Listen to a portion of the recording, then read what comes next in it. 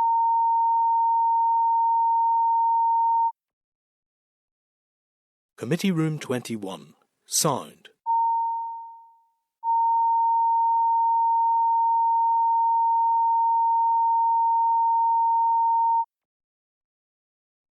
Committee Room 21. Sound.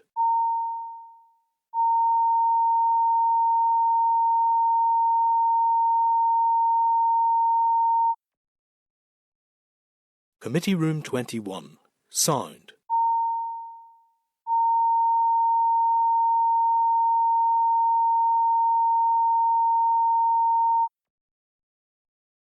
Committee Room 21. Sound.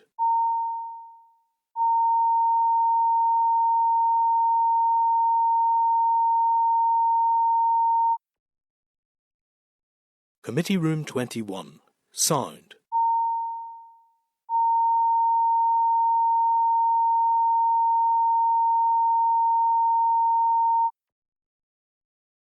Committee Room 21. Sound.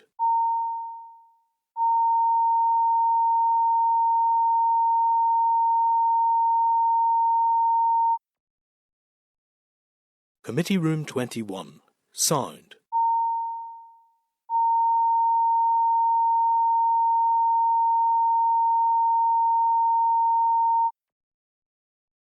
Committee Room 21. Sound.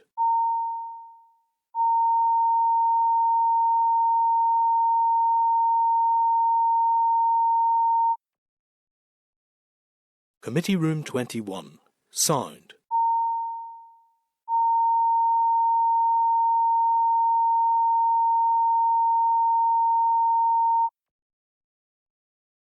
Committee Room 21. Sound.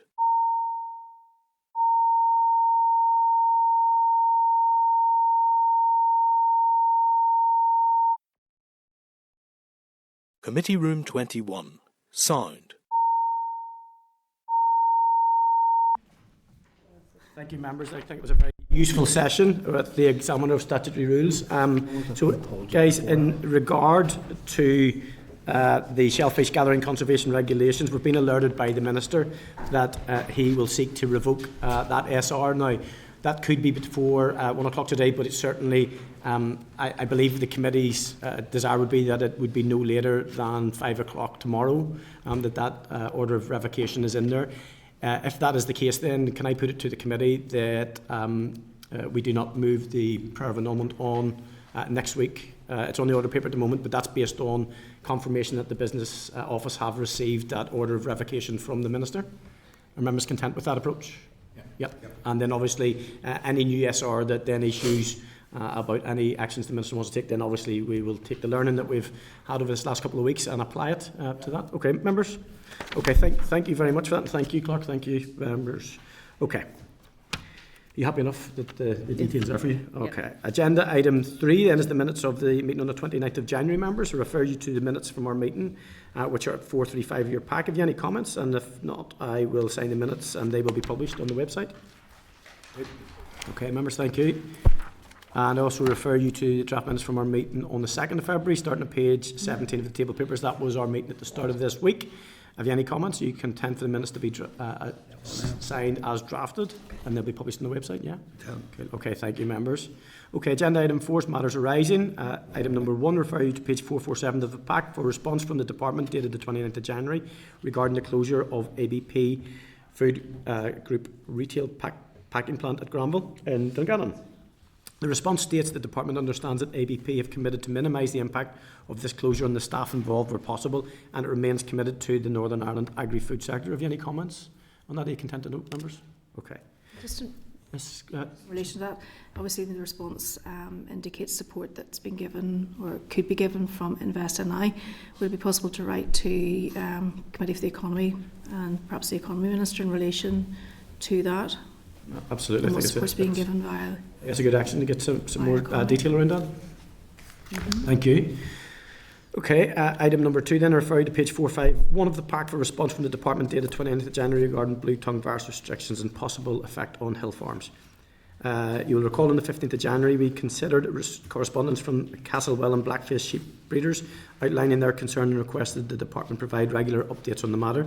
The department response states that measures are in place to facilitate movements to Northern Ireland abattoirs, including moves under licence from temporary control zones, otherwise known as TCZs. In relation to GB, on the 9th of December, agreement was reached to allow lambs to move from outside the TCZs to GB for direct slaughter and breeding and production from the 19th of December, where animals from within the temporary control zone can be exported to GB. In relation to the Republic of Ireland, moves for direct slaughter, including from a disease control zone, is permitted under EU regulation, but moves for breeding and production are not currently permitted due to Northern Ireland's loss of the blue tongue free status. Have you any comments you can tend to note? Chair, this is this is a big issue for farmers who are moving livestock north and south, and I've spoken to farmers, particularly in County Fermanagh, who maybe buy in cattle from the south of Ireland, just right on the border there. So I think it would be useful to find out from the department as to when this might be reviewed, when this what's been done basically. What's been done to help. I know that farmers I've spoken to are keen to be asked for like a derogation to be applied here to enable that free movement to reoccur again, because especially for breeding animals and all, it's having a big impact. I'd imagine so. I'm aware, for example, of farmers who contact me who bought pedigree cattle in the south, and they can't take them north. So this is having quite a big impact. And whilst we want to contain the disease spread, there's no question about that.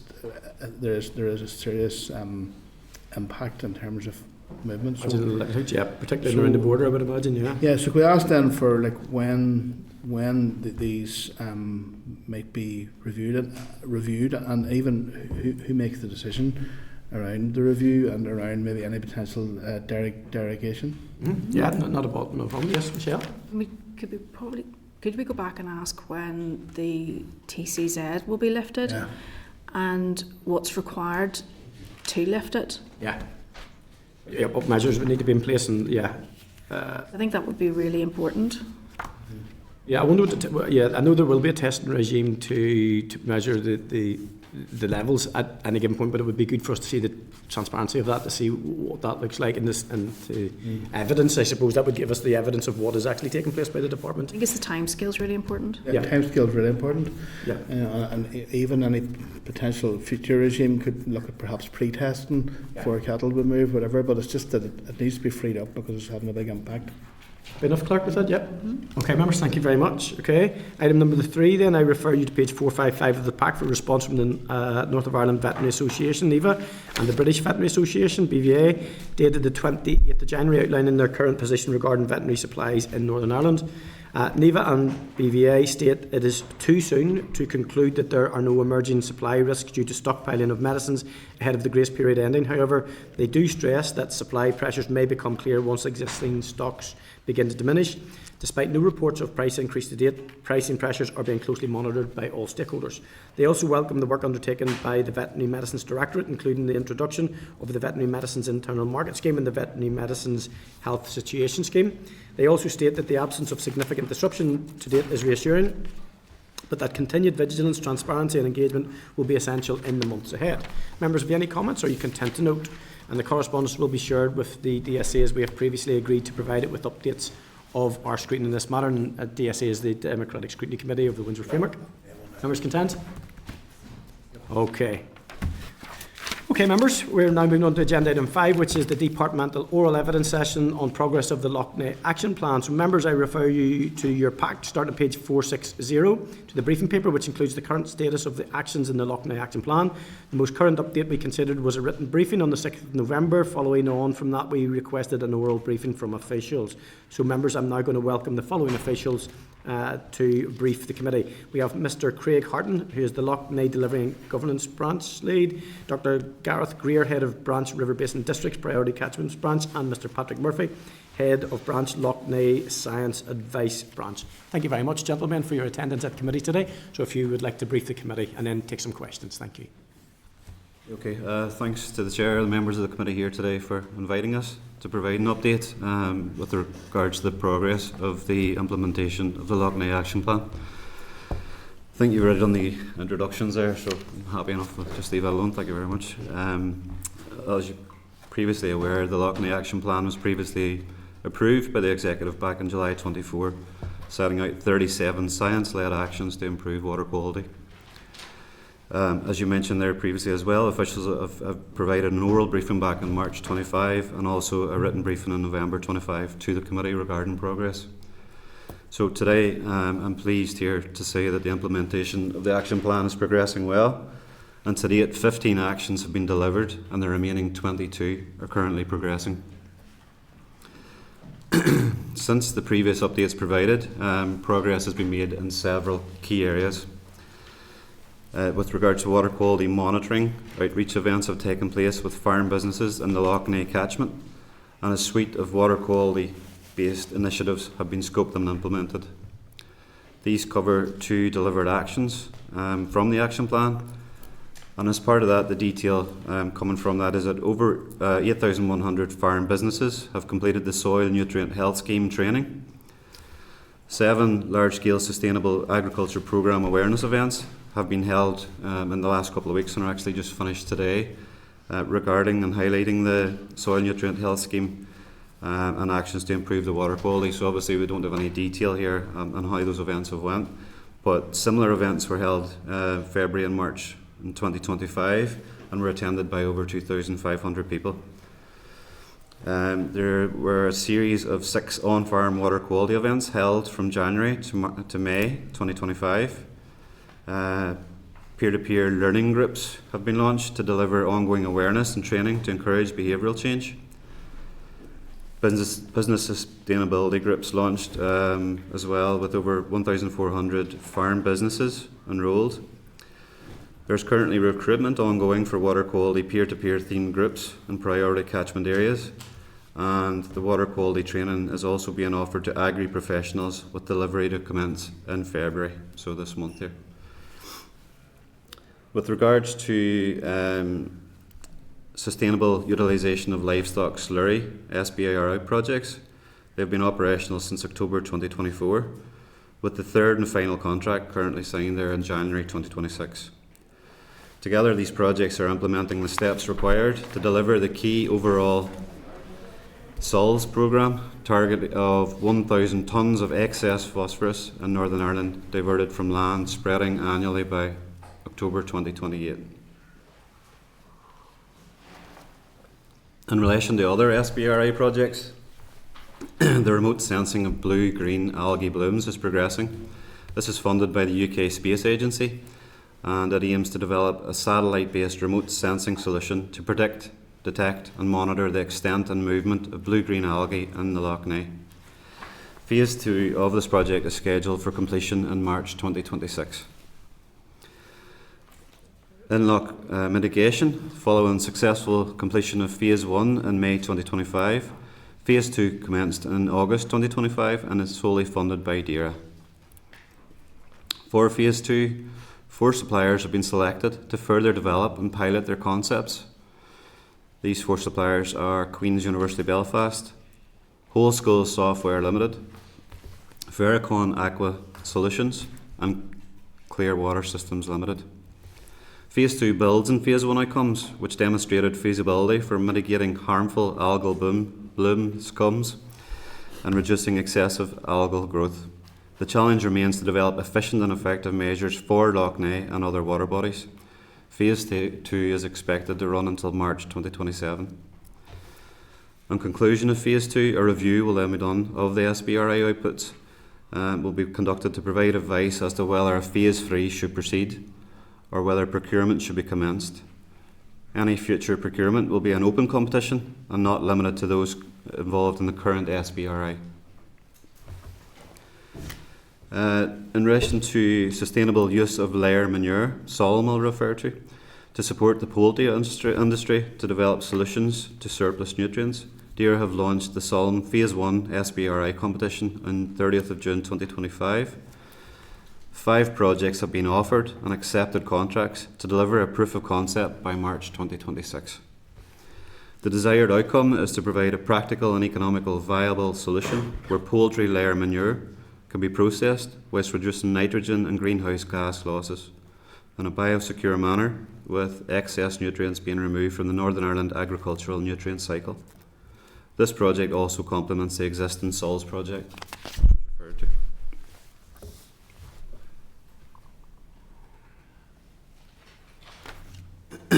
Moving on, the Loch Neagh Science Platform will comprise of an extensive portfolio of projects and programmes. DAERA continues to build upon ongoing statutory and investigative monitoring by commissioning innovative and research projects. This includes enhanced toxin analysis, new modelling, bathymetric mapping, which is mapping of the lake bed, analysis of zebra mussel populations, and science to understand the role of aquatic plants in nutrient cycling. With the Natural Environment Research Council, DAERA has co-funded microbial source tracking evidence using DNA analysis for the summer of 2026. This will determine the range of microbes in the loch and their sources. It should also provide enhanced data on the invasive species present in the loch. DAERA has now launched the first stage of the near real-time data viewer as part of the ongoing initiatives to tackle blue-green algae blooms in the loch. The viewer will enhance public knowledge and support ongoing research through display of data from the loch and its main tributaries. Parameters include temperature, dissolved oxygen, and phycocyan fluorescence. The phycocyan fluorescence provides a means to understand the blue-green algae levels in the loch and distinguish the blue-green algae from other algal species. Development of the viewer is a multi-stage process, and NIA is collecting data for enhancements to the data viewer, including nutrient levels and algal types. The Loch Neagh Environmental Farming Scheme Group project has continued and has been extended now until December 2026. This time frame is to allow for details of transition to the new Farming with Nature package, which is to be developed. The third cycle river basin management plan, which has been from the period from January 2022 until December 27, was approved by the Northern Ireland Executive and published in June 25. It contains a programme of measures setting out the actions required to protect and improve all water bodies, rivers, lakes, marine water bodies and groundwater. To enhance the identification and response to water pollution, DAERA has significantly increased staffing focused on monitoring, compliance and enforcement within the Loch Neagh catchment. Of the 28 new posts created, 28 have now been filled. Working alongside existing regulatory teams, they are strengthening NIA's capacity to identify key pressures on water quality and implement appropriate remedial actions. A high-level water quality communication strategy is in place, and detailed water quality campaign specification has been finalised, which has been developed with input from both internal and external experts and stakeholders. The campaign will focus on raising awareness of water quality issues, promoting best practices and supporting behavioural change. The water quality campaign is expected to go live in March 2026. Progress with the Loch Neagh Conservation Management Plan has taken longer than expected due to commissioning evidence and securing external inputs. This process is now gaining momentum, with valuable external input being secured from academia and other science providers to inform on potential interactions within the complex Loch Neagh ecosystem. Key academic inputs are anticipated in April 2026. In relation to the interagency blue-green algae monitoring protocol, this is an ongoing programme to ensure appropriate monitoring and public health advice. The protocol was published in May 2024 and is being kept under review through DAERA's interagency blue-green algae monitoring group.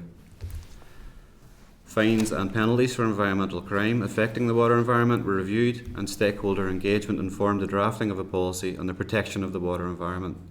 Consultation on policy proposals was carried out, and the policy will inform drafting of the new Fisheries and Water Environment Bill with a view to introduction to the Assembly in mid-2026.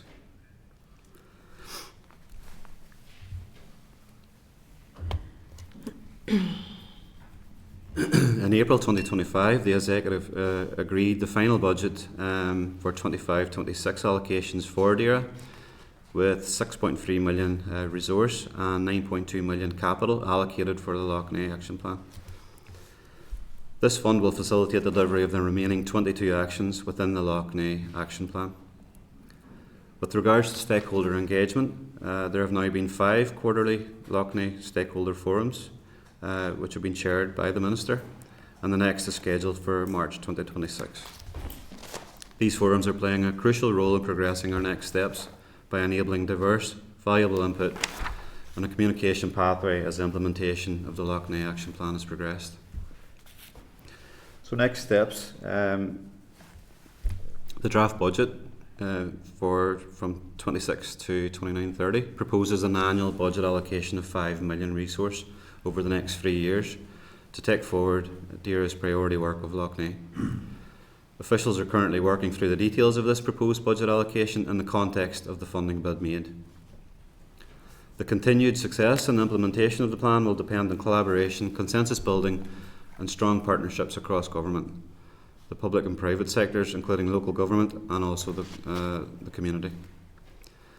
I'll just point out, it's probably been highlighted before in previous updates, there is no quick fixes here. It will take many years, if not decades, to see substantial recovery, such as the depth and complexity of the problem at Loch Neagh. That's me, finished. Brilliant. Okay, thank you so much.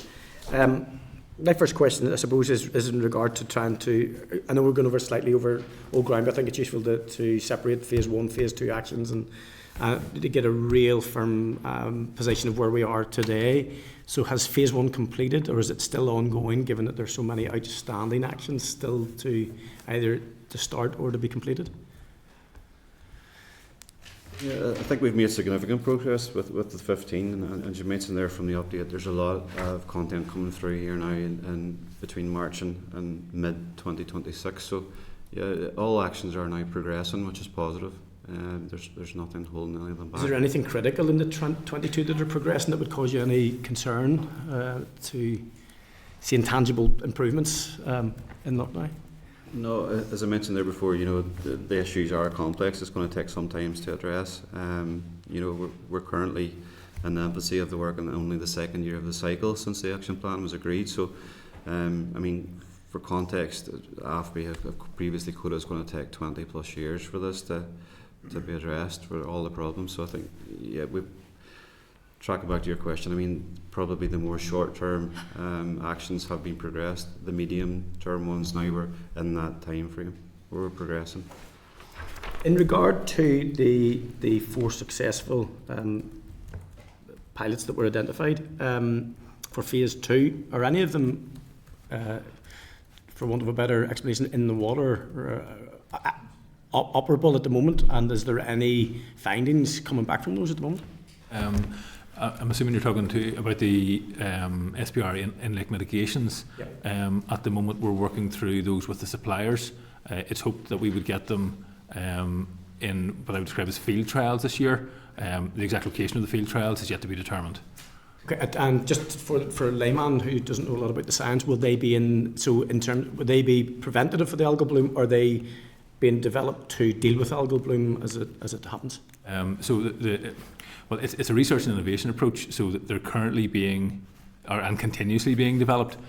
So it is hoped, I would say, that they will deal with the bloom at various stages. If you go to the point where there is what I would describe as maybe an overwhelming bloom for some of these actions, they may not be effective. But in early stages of bloom and bloom control, it would be hoped that we could deploy these to not necessarily prevent, but to minimise the extent of a bloom over time. Essentially, at the moment, that would be the overall idea.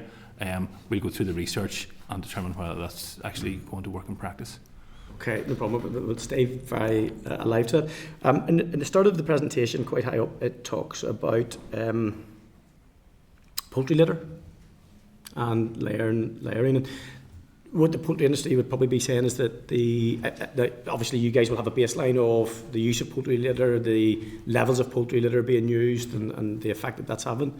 I suppose I've been told from the poultry industry, whether it's eggs or broilers, that has changed drastically over this last number of years in terms of where chicken litter goes and what it's being used for. Is the data up to date to reflect the current and ongoing distribution of and use of chicken litter and other farm type effluent, if you like. Again, my understanding at the moment is that would be continuously updated within the department. If there's anything specific that you want, we can get back to you with exact details. Yeah, I'm thinking particularly of, obviously we export some of the litter to the south. We also are sending a lot of it up to Ballymena now for biogas and power generation. But obviously this project has been being developed for a number of years, and there's baseline data used, to project what needs to happen. But just want to make sure that it's intuitive enough to recognise what's actually happening on the ground, that we're addressing the current problem and not something that existed. Certainly those SULS projects are in cooperation with the industry, so they have Okay. a projection of how much litter is going to be produced over the coming years, and certainly that's been with the likes of the Tully scheme that's been on for quite a number of years now, and obviously the layers is the next step in that stage. Brilliant. No, I appreciate that. That is just to make sure that we're talking in time in terms of the data that we're using. And my final one, members, just before I move on to moving this around the room, do you think that you have sufficient in terms of funding to support the project as it goes forward? And what does financial support look like in terms of the length and value of the project? Yeah, funding, if we're talking, Chair, in relation to the 26-27 financial year. Obviously we've had the 25-26 financial years, and we update explain that it's been agreed and all. Obviously the backfill of the draft budget, which has been issued by the Finance Minister and is currently being consulted on. The detail around that is that we have bid back last September to Department of Finance for resource bids of around 6.7, 7 and 7.3, and as you picked up there from the update, that we've been allocated currently 5 million per year, so there's quite a significant gap there, probably around 30%, so I think the position really at the moment is that this is still a draft budget proposal and is subject to change. It's very difficult for us, and officials are reviewing and the workings potentially of what that means, so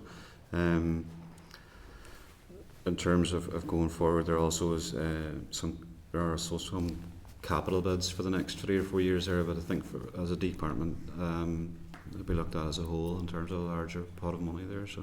Okay.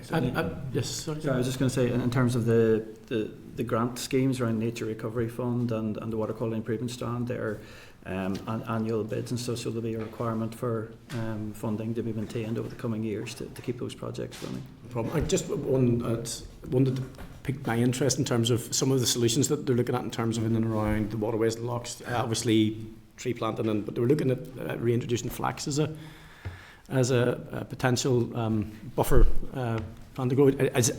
Are you guys in that space as well? Yeah, obviously one of the actions there is the farming with nature, which is being looked at. I think is proposed also be developed by the end of the year in some shape or form. So yeah, that's very much an option, and it's another element of the larger project as such. So yeah, obviously further detail will be provided as that progresses, Okay, I said it finished. I'm going to do one slightly more. The River Basin Management Plan obviously has a significant water in, water out. And given the levels of rain and how wet it has been, has that had an impact operationally even, and I'm sure the water levels and the climate conditions, the temperatures play a significant part in probably predicting, or maybe we're still learning. Is there anything, for instance, with the current weather conditions that will have an impact in 2026? Because we've seen an awful presentation in 2025. Just in terms of flow rates at the moment, I think the average through flow of Loch Neagh is around 80 to 90 metres cubed per second. At the moment, you're probably looking at flow rates through about 200 metres cubed per second, which is roughly 200 tonnes a second. So in terms of what's then coming into the loch will obviously be extensive. What that's carrying will inform what's going to happen within the loch hopefully in the next while. But also the residence time within the loch, and then what the through flow will change as well as floods essentially wash material through the loch as well. those things are quite difficult to predict because the loch is such a huge entity. Different rivers will bring in different loads, and that will feed into what's going to happen this year. So in terms of predicting what's going to happen, there's an element of wait and see around this. But again, these floods and the current floods, they do happen for, over certain time periods, and I suppose whilst the flooding or the rainfall is increasing, and in terms of the last number of years, I know this, I think in terms of County Down, this is one of the wettest years on record. The areas around the loch will be obviously sodden. There are already closed periods in place at the moment, so we wouldn't expect anything being washed off the land at the moment, or hopefully not. In terms of P in the soil, there's around I think it's 40% of soil, of land is at or maybe above capacity for P. So there's a possibility that some of that could be mobilised this time of year. But again, we will continue to monitor, and we have to see what the results in loadings change over the course of the next year.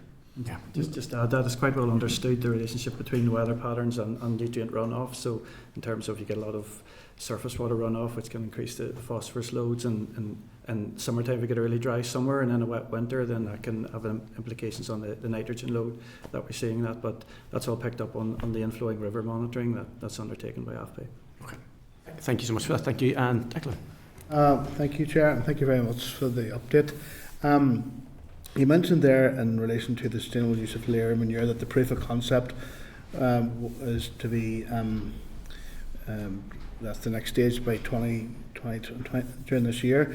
Obviously, I'd imagine there's sensitivities around all of this at the minute because it's still being developed. At what point would we be getting sight of that or get update on? Because I did find the Souls visit very, very helpful, Robbie, in up to Newton Ards there last year. I found very helpful and very insightful. In terms of the inlet mitigation SPRI, That's you're talking about the litter? The litter one, specifically litter one, yes. Obviously there's a proof of concept here to be provided by March 26th, as you pointed out there. So it will take a bit of time for that there to be processed and for that to be developed. I'm sure it'll probably be mid-year, start of summer. I think I'm only second guessing at this stage. We will get back to you with further information on that as it progresses. We'll see how things bottom out there with the proof of concept. Yeah, no, just something to look forward to, seeing how that progresses. And staying on that topic, and just to pick up a wee bit on what the Chair said there previously, we have been lobbied a lot by the poultry industry about the issue of chicken litter and how to deal with it. And my colleague Martin Kenny at TD has been engaging with the National Parks and Wildlife Service in the south around this issue, and I know SES are involved here in the north because we have this situation where we have one epidemiological island, yet farmers here can't export their surplus litter to farms in the south which have a P deficit and actually need the stuff. That would be like, if that could be resolved, that would be like an immediate win for dealing with the poultry issue and the P issue here. Are you aware of, have there been any breakthrough in that or any further conversations around that? Because it is something that could be an immediate win for everybody. Yeah, definitely. It sounds there, the way you put that across, it sounds that definitely both sides will be in a better position, So it's the first that I've came across the conversation. It's something that we could maybe discuss. I'm unaware of what the restrictions are, what the background is, and why. Is it a regulation, or is it to do with Windsor framework, or what? No. My understanding is it's the National Parks and Wildlife Service in the south is the group that's over this, and SES in the north, and I know there's conversation going on there. I think it was to do with the fact that even though the south don't require air modelling down there, but they do here, that has become like an impediment. So I do think that it's an obvious one. And we've had conversations with many meetings with the poultry sector, and they made the point that from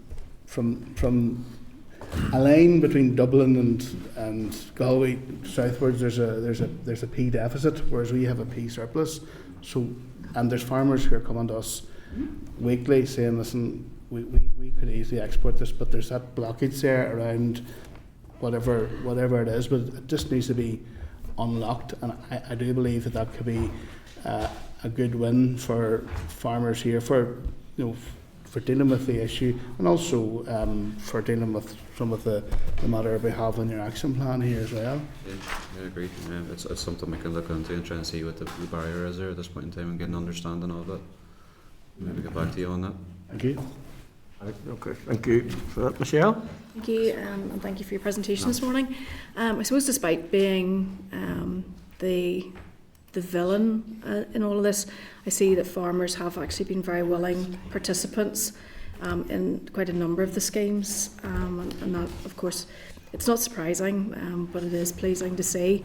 I suppose what concerns me whenever I read through your briefing and hear from you this morning, that there hasn't been any mention at all of Northern Ireland Water and your engagement with them, and what their contribution is to meeting the targets in relation to this plan.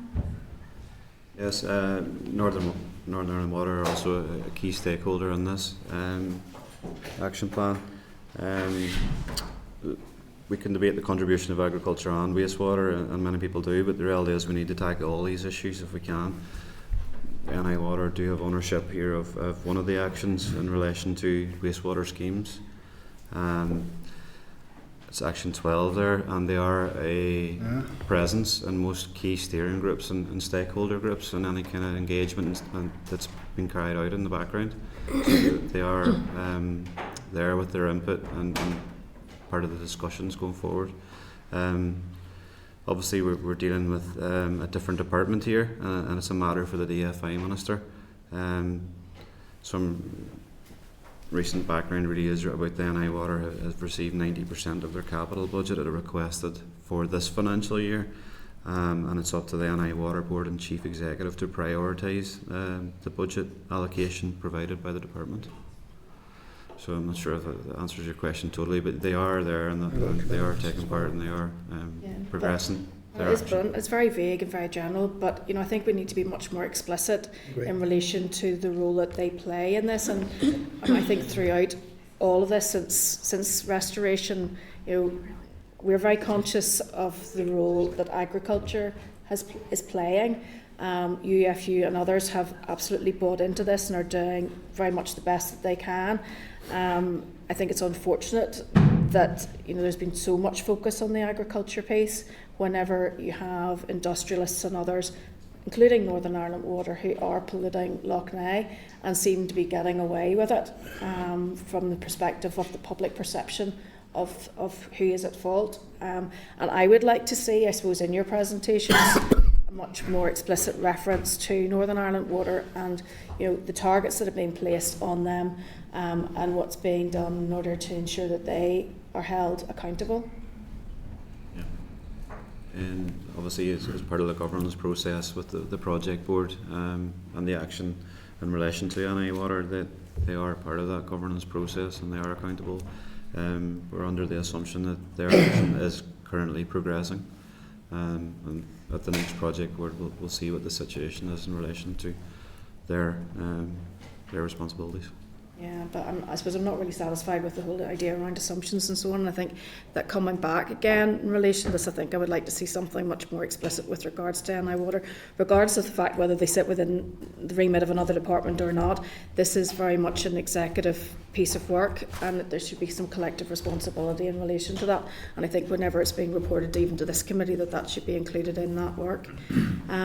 Do you mind if I just jump in? I'll tell you, it's important on that point because it does actually say in the paper, and you guys do highlight it, that the success of this plan will depend on the collaboration of interdepartmental work.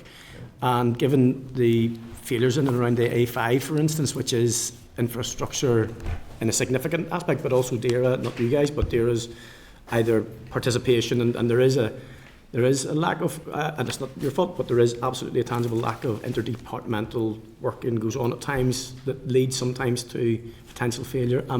I think you guys have identified it in your paper as well, and Michelle has raised it today. I think it is a very important aspect to return to, and to, as a committee, I'm sure members would agree that needs to be flagged as something that, because we need to set, government, assembly, executive commitments need to set the standard if they're going to bring other stakeholders with them. Would you agree? Is that fair?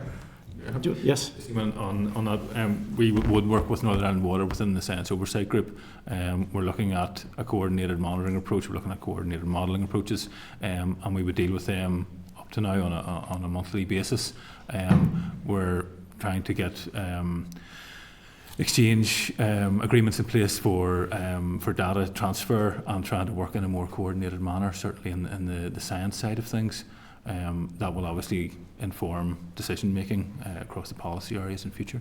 And is it, so just in terms of that full list of interdepartmental, what has been identified? Is it just infrastructure and DFI water, or is there any other, what does the full interdepartmental working group look like within this project? Within the science element in particular, we're also working with FSA in another matter around the blue-green algae bathing water monitoring. We're working with Public Health Agency. The councils are also involved as well. So we do have avenues into those areas with meetings on a reasonably regular basis. Most of those, again, around bathing water through the summer period. But with the Science Oversight Group, it meets all year round. That's, I know, particularly me and John have a particular interest in that one too. So that's and it's something that I'd be putting in my mind too. Sorry, Michelle, for jumping in on your questions, but yeah, no, because I generally wasn't satisfied with the response in relation to that, and I think I would like to see something a bit more specific coming forward. And I think just having conversations, general conversations, isn't really up to it. I think we need to see much more coming from Northern Ireland Water, and I think this department should be in a position, given the fact that they are the lead with regards to this strategy moving forward, to have much more say in the outcomes from the department and holding them to account if we can.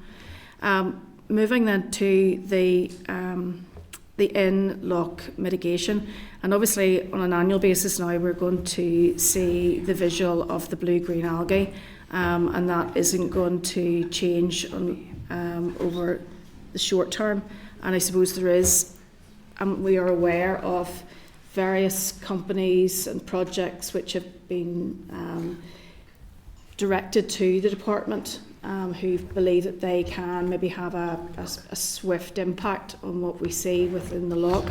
I'm concerned about the length of time that is being given to sort of phase 2 and then possibly into phase 3, and then again it's going to be protracted even further. We could be sitting in this in another 10 years and still actually see no in-loch mitigation.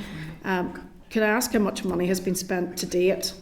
How much you anticipate to be spent on this particular aspect of research before then we get to the point where we may then go out to open competition, and many of those firms and projects who have spoken to you may then be involved in a procurement process? Just in terms of the UK Space funded SBRI, which is looking at modelling of the bloom and the movement of the bloom around the loch, phase 2 has been awarded 800,000. In terms of the in-lake mitigations itself, I think it was 500,000 per supplier, but I need to check that. I can get back to you. Okay. Well, if you just give us some more detail in relation to that, and also then sort of anticipated timescales as to when we may actually see something. What we're currently working through at the moment is deployment of the in-lake mitigations. We're working with the suppliers. I would say that there are the proof of concept element, which is phase 1, has been completed. So in terms of in-lake mitigations, 4 suppliers have gone through to phase 2. They will be testing this summer. As I say, the promise from them is they will be testing this summer in a natural environment, and we're currently working through that to see what is the most likely areas for that, and obviously deploying within the loch itself requires habitat assessments to ensure that the mechanisms that we're deploying in the loch are not actually going to make the matter worse or contribute another form of pollution or another issue. So we need to take a slow and steady approach to ensure what we're deploying is a benefit, rather than potentially a benefit in one section and an issue in another. Yeah, no, I appreciate that. I think it's just the time scale, I suppose, is something which is key to all of this, and actually then for the public and for ourselves actually to see that there has been a change. We're very keen to get these out there. Obviously, pressure from yourselves and the public are demanding them, and we'll continue to work with suppliers and try and ensure that they're released and deployed as quickly as we possibly can. Thank you very much. Thank you very much, Michelle. John. Sure, thank you. Okay, can I thank the officials for the work progressed already, the work underway, and also extend that gratitude to those in the community and voluntary sector and other organisations such as the Loch Neagh Partnership who are involved in this. I really find it quite staggering that we know that we find ourselves in the midst of the destruction of what could arguably be described as our greatest natural resource, and still there are often more conversations about sectoral interests than there are about the ecological crisis that is right on our doorstep. And I say that deliberately as someone who was dealing with my constituents' dead dogs after they'd been on the loch shore a year or two before this hit the headlines. And then further down the line, the despair of the community events cancelled, and the local economy, negative impact of that. And then that's before you look at other issues such as water recreation and tourism. Never mind the reputation of the place we call home. Can I ask in relation to Action 12 now? That's progressing, but the list tells me that it's subject to funding so that delivery can be done on Loch Neagh wastewater schemes. And this is picking up Michelle already asked, so the first part of the question is going to have to be, is there anything more would be told on the specific wastewater schemes at this stage? And also separately, returning to this subject of ministerial responsibility in other departments, are we aware of any financial commitment looking forward in DFI to try to deal with those wastewater schemes as part of this plan?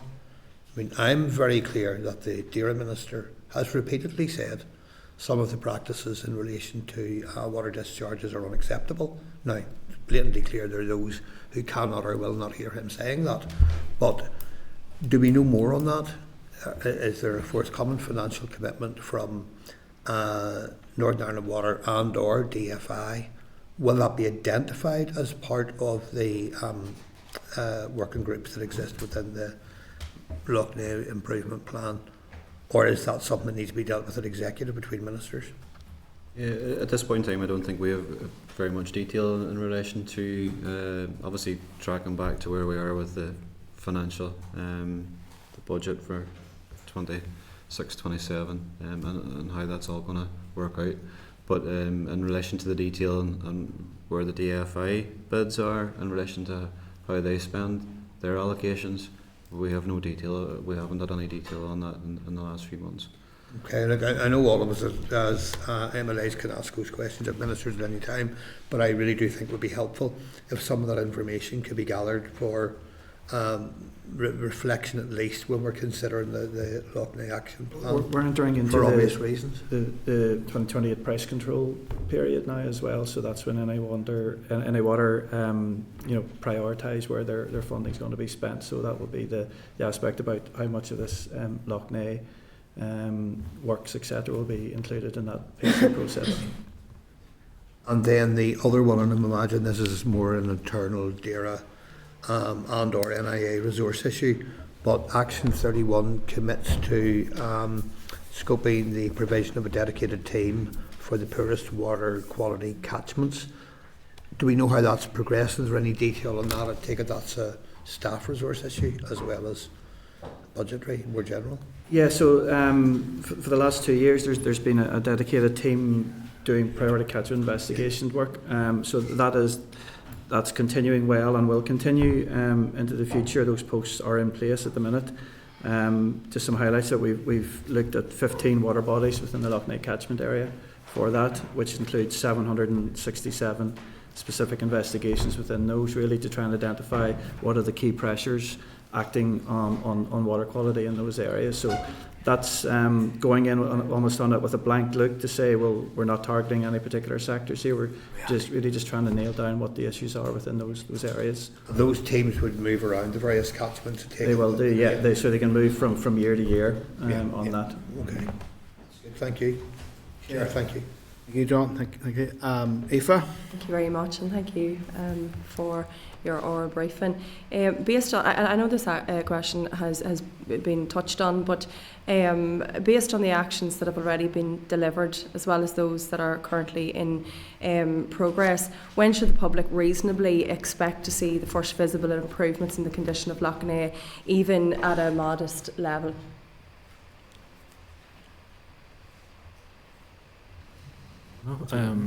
The science at the moment would indicate that, again from AFBI, would indicate that it will take at least 20 years plus for there to be, I suppose,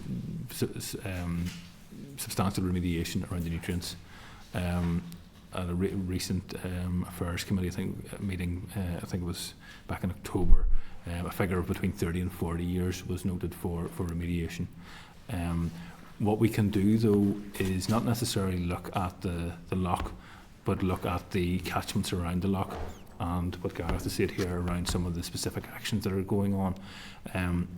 Through the science and research, we can look at improvements, hopefully in soil P, in river nutrient levels, and then you look at the loch itself, which has its own issues around nutrients trapped within the sediment. So there are not necessarily what I would describe as a whole solution overnight, but we can look at improvements, incremental improvements over time, and measure those through the science, through the statutory monitoring, and through approaches that we're taking. So in this paper, the department is clear that the meaningful recovery of Loch Neagh will take a significant amount of time. From a delivery and governance perspective, does the department believe that returning the loch to public community ownership could help accelerate recovery, remove barriers from access, and provide greater clarity around the long-term stewardship and accountability? There have previously been conversations around community ownership.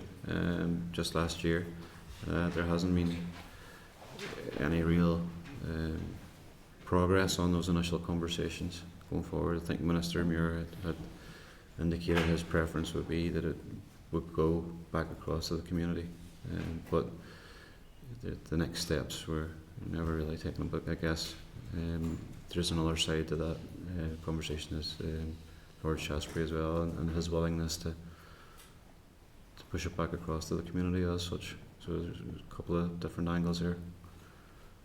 Okay, and look, you're not the first that I'm asking this question of, and the answer that I'm getting is that there's not huge significance in this area. Okay, so there's a lot of work, as you said, around the catchment area, soil, nutrient trap area, and we've seen a huge amount of work coming from the community and voluntary sector. And given that all of the emphasis that's put in everything else, surely the emphasis on community ownership should be just as important. So would it be a fair statement that there would be significant difference or improvements if it was in community ownership, given that it affects the people here? I can't answer if there would be significant improvements as such if there was different ownership, because I'm unsure if the problems that we've previously mentioned sort of contributing to the pollution and the situation at Loch Neagh. So I'm not sure exactly if the ownership is going to completely reverse that whole situation. Well, I think it would certainly go. It would mean that that we were touching on all subjects, and certainly to have the ability to install permanent environmental infrastructure. But given the fact that there isn't a huge emphasis being put on, and that only conversations has happened in terms of community ownership, I would imagine then that Earl Shaftesbury, the current owner, is contributing to the work of the clean-up of the loch. Would that be right? Yes, he has been part of different steering or communications and conversations around the Loch Neagh situation. Okay, so beyond conversations, has any infrastructure been put in place on his end, given his ownership of the loch? I can't answer that at this point in time. It's not something I can respond to you on here right now at the moment. I would be interested in getting the response. Thank you. Gareth?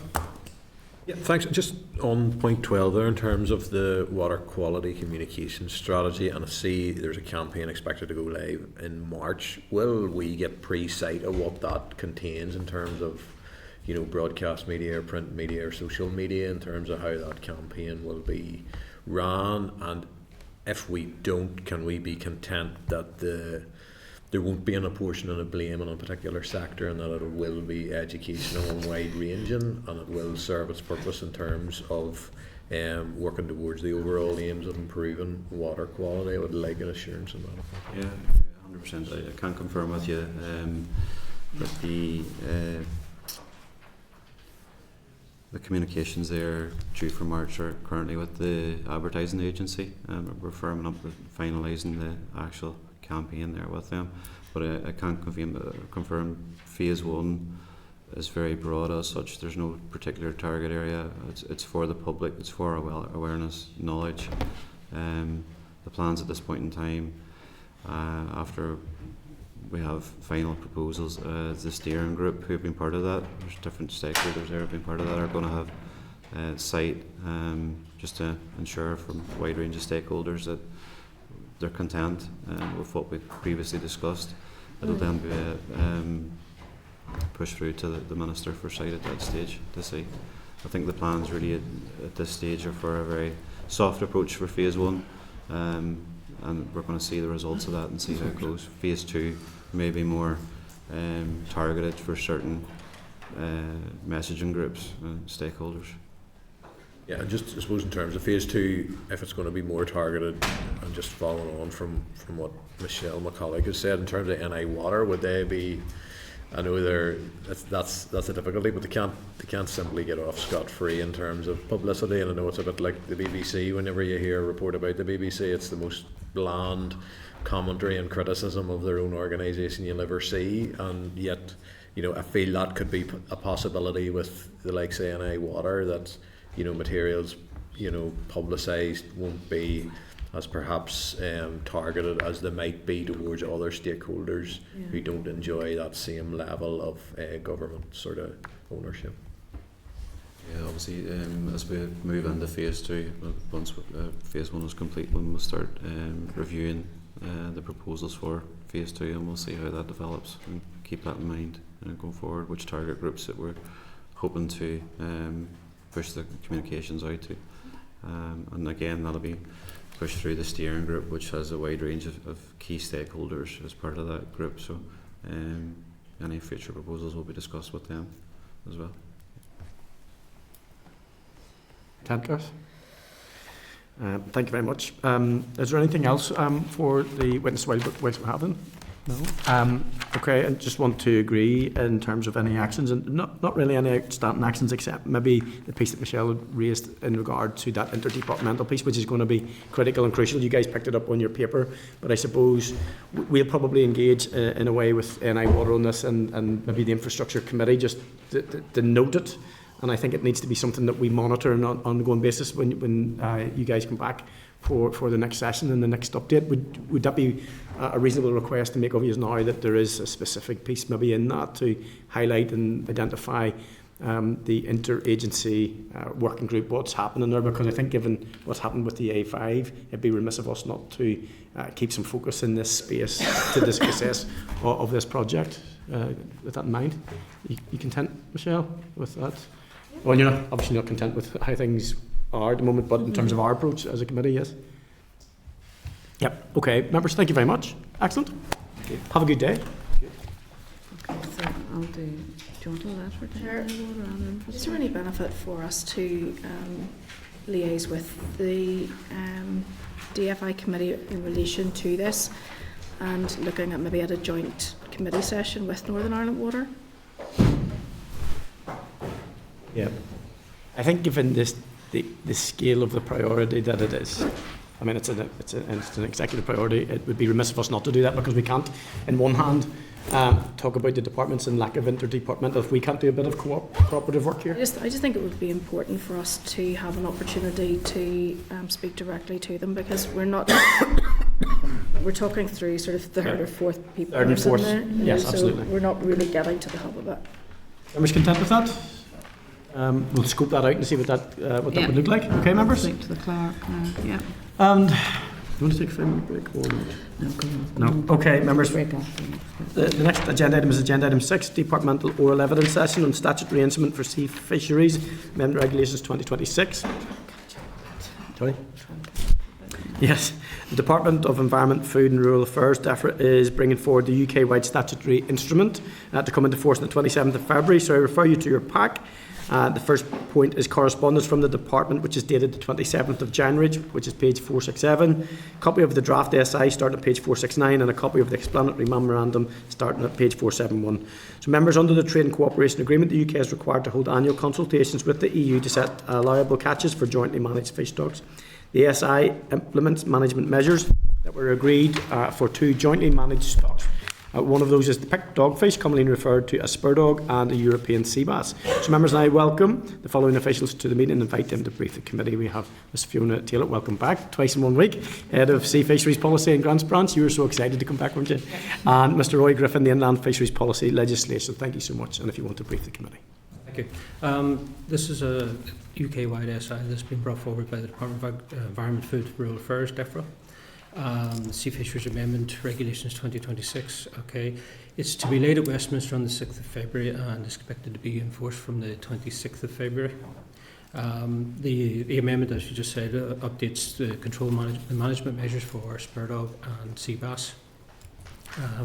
It introduced these at a UK-wide level as a result of the EU-UK negotiations in December on the management of the shared stocks.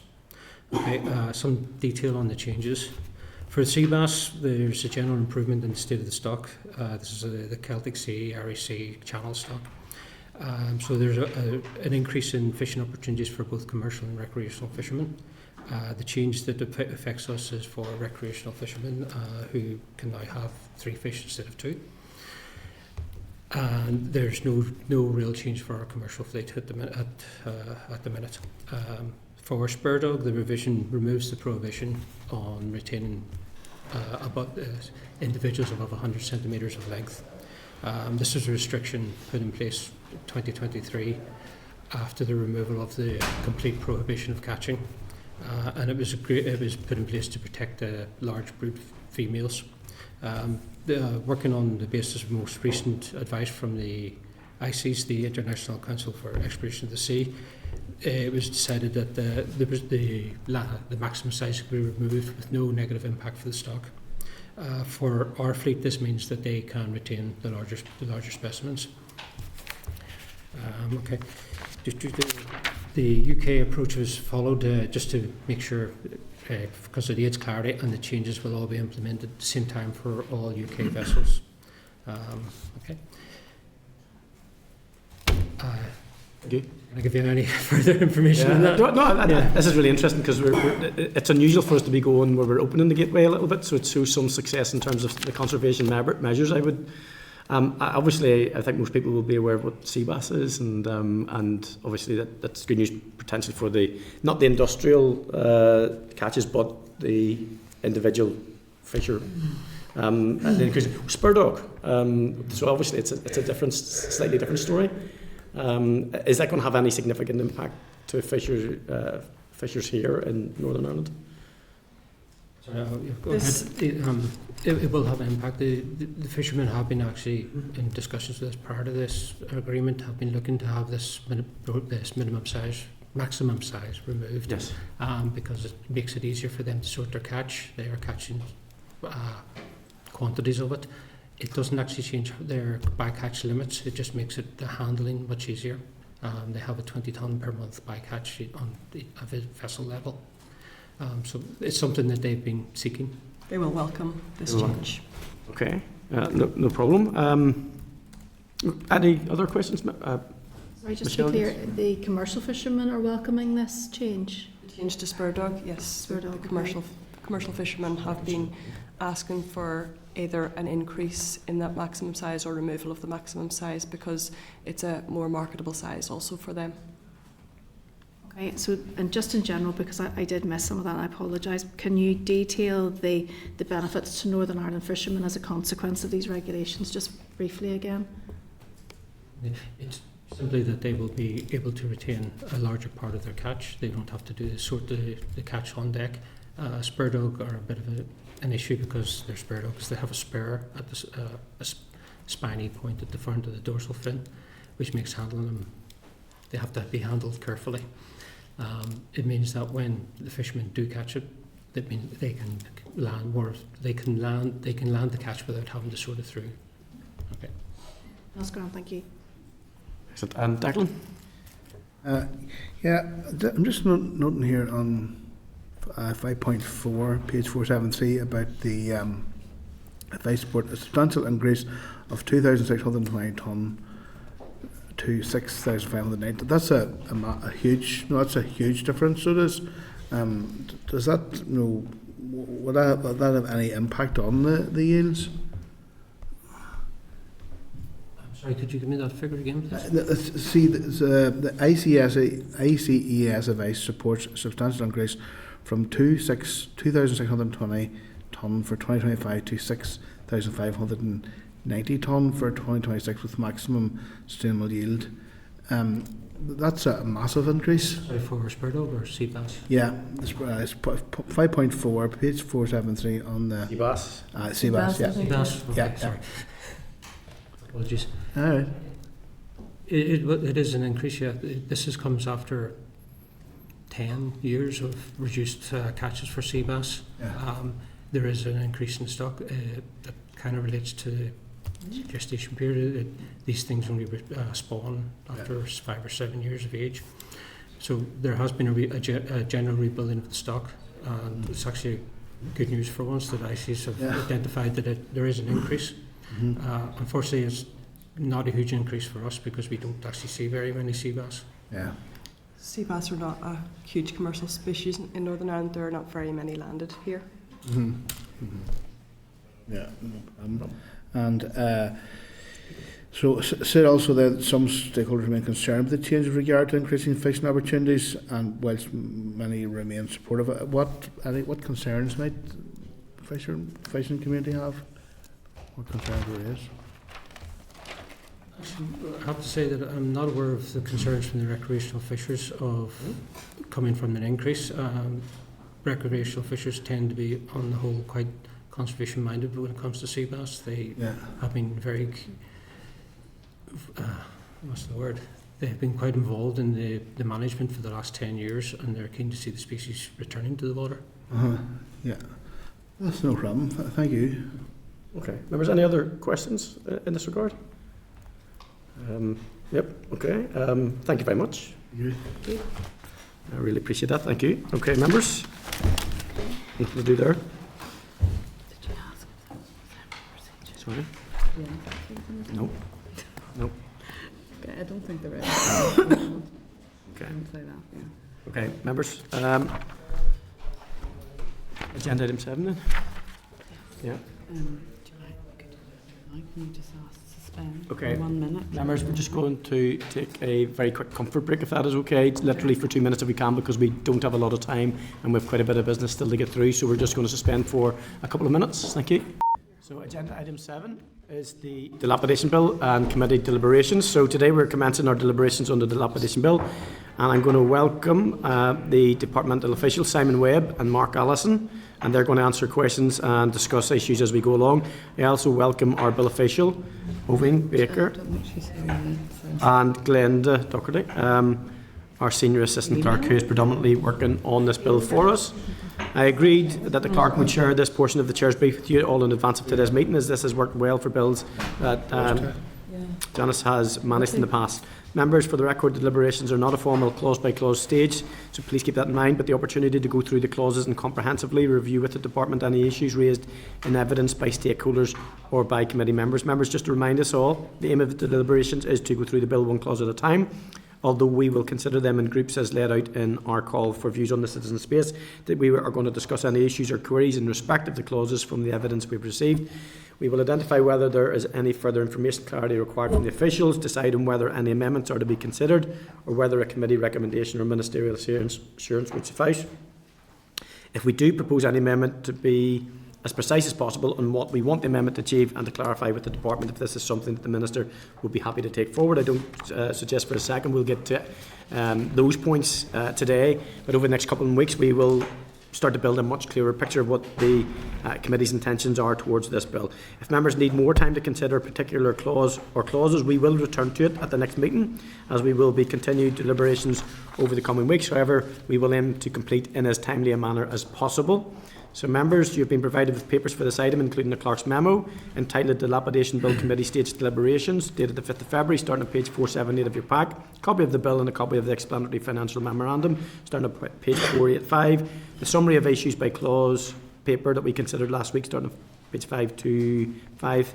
The fuller evidence summary table for more detail, prepared by the committee team, which starts at page 564. The paper from the Examiner of Statutory Rules on the Delegated Powers Memorandum at 639.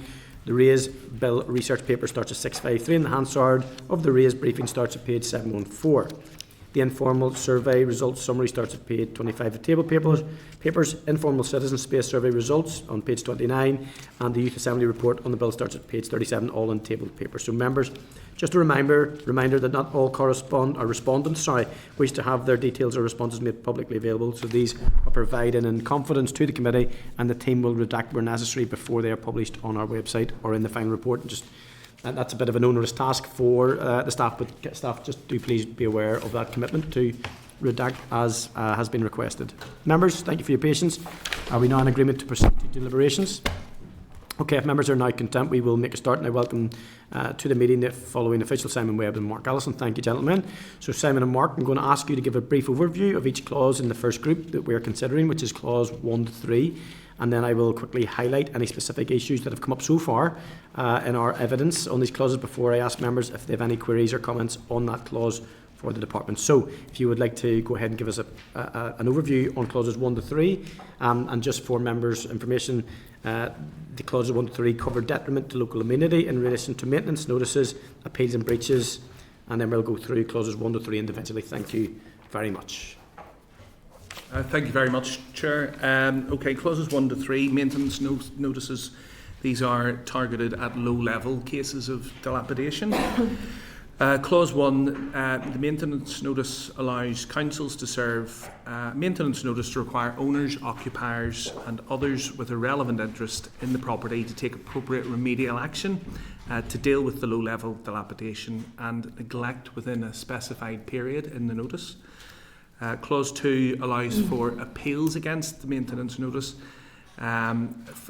provides for appeals to a magistrate's court against the notice issued under Clause 1, stipulating the grounds for appeal and providing that the time frame for bringing an appeal will be 28 days from the date the notice becomes live. Further provisions are found in Clause 22. And Clause 3 relates with the breach of the maintenance notice, so this allows councils to take the necessary remedial action for non-compliance with the notice and sets out the offence and penalty provisions for a breach of that notice. So we're talking about works in default there. I would just take a very quick opportunity, Chair, if you don't mind, just to mention in relation to recent correspondence from the committee to the Minister on the 23rd of January, that's ACP 2631. There were some concerns had been raised with committee by NILGA and Building Control NI, and just wanted to confirm that officials are very happy to convene a meeting with colleagues in those organisations as a matter of urgency. So we'll have a round table discussion to address any outstanding issues. And in relation to ministerial amendments, at the moment we are dealing with the Minister's proposing an amendment to Clause 11, which is cosmetic changes to the defective premises notice, altering the title to the urgent abatement notice to avoid confusion with DFC legislation. And finally then we have supplied the rural needs impact assessment. So that particular correspondence should be with the committee very soon. Brilliant. Thank you. Thank you. Okay, members, so I'll take them sort of clause by clause, but just to highlight for you, in relation to clause 1.3, most respondents were in support of these clauses. The Youth Assembly, although supportive of the bill, raised concerns about councils being able to act without financial support.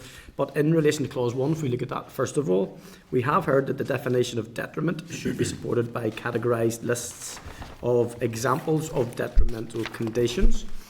I would like to advise members that the draft guidance, however, states that these terms are not defined in legislation, and it is difficult to be prescriptive on the issue of whether the condition of a building or other land is one or the other. Councils will therefore need to consider the condition of the site, the impact on the surrounding area, and the scope of their powers in tackling the problem before deciding which types of notice to issue. Another thing that you'll find in your papers, members, in terms of the witnesses we've had in so far in regard to clause 1, does centre in around the definition of detriment, being supported by either defined more clearly or categorised by a list and assessments.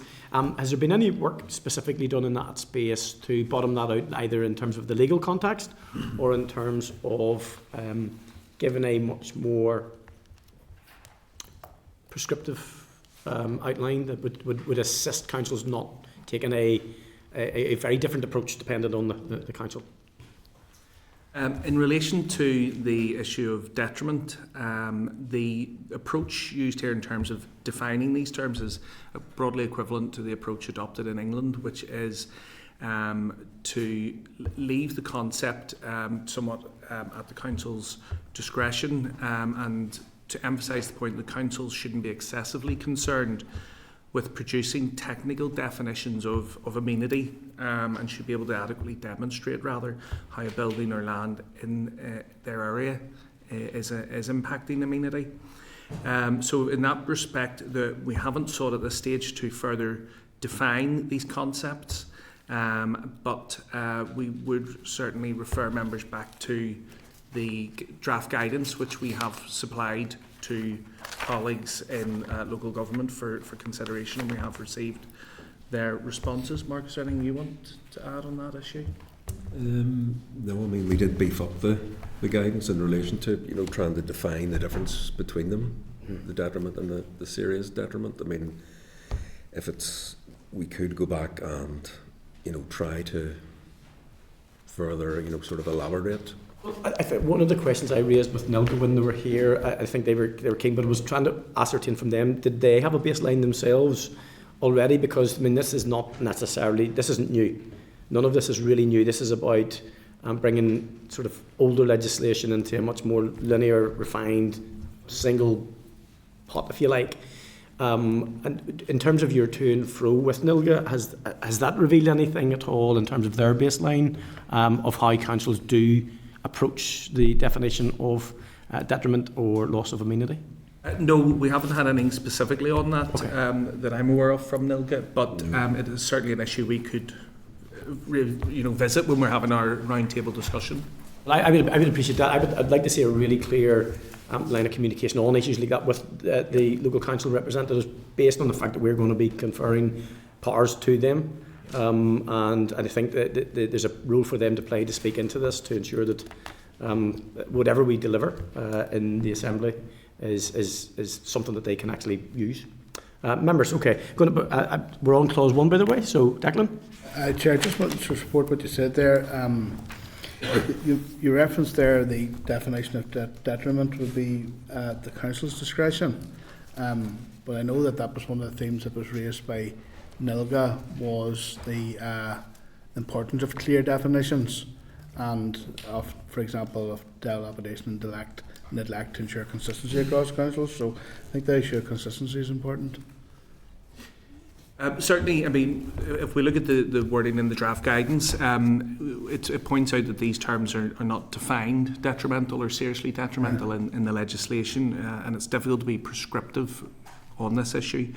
I take the point about wanting to maintain a degree of consistency, but what might be considered detrimental in one council area may not be in another, and there may be very good reasons for that. So as currently structured, it also allows for a degree, obviously, of flexibility, but it still relies on the council building a case that something is detrimental to the amenity, and that would be the key, focus, as opposed to defining a term specifically. Enough, Declan? Yep, Joe. Yeah, a quick question and comment, if I might, and maybe ask you to reflect on the comments as well. But the questions through you, Chair, to Simon, and it's not a trick question. I get what you're saying about the perception or definition of dilapidation in one place might be different than another, but I don't quite understand how that could be and how that couldn't be fixed within law for this reason. If there is something we could see as a template example, building has no roof and no windows, and it's right in the middle of a village, not in a remote location. It's obviously impacting directly and negatively on adjacent buildings. How can that be different in one place than another? I take the point, yes, certainly I think you're drawing a like-for-like comparison there, so if it's in one there will council, be some. yes, There of will course, be some. yes.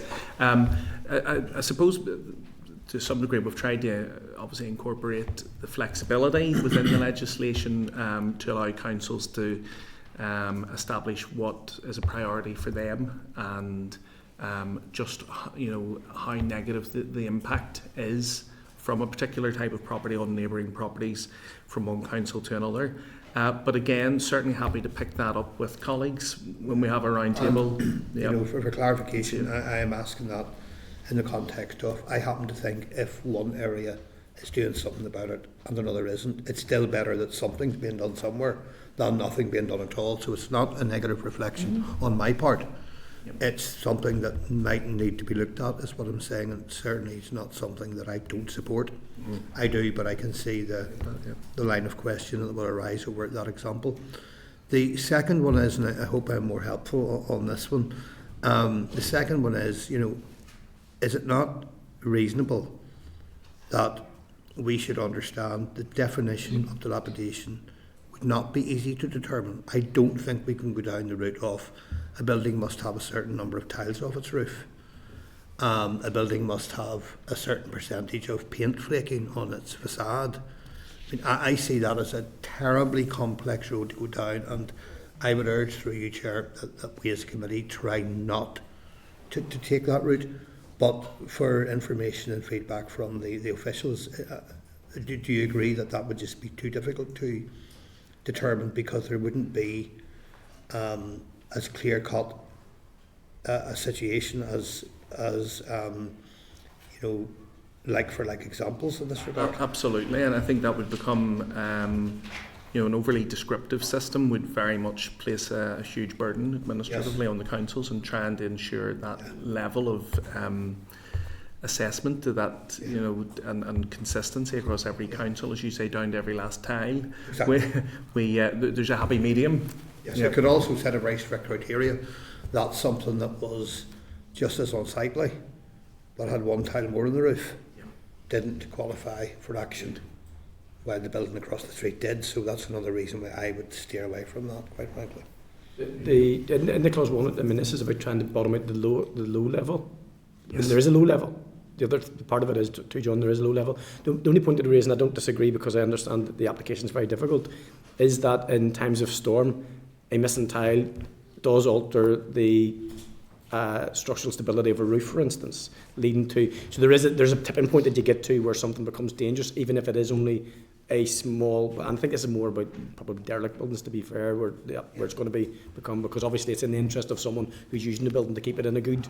So you're right, and there's a common sense piece that needs to absolutely apply here. I think, John, are you happy enough with that? Yeah. Just on one of John's points then, have you any dates proposed for the roundtable with Nilga at this point? When do you envisage that will be?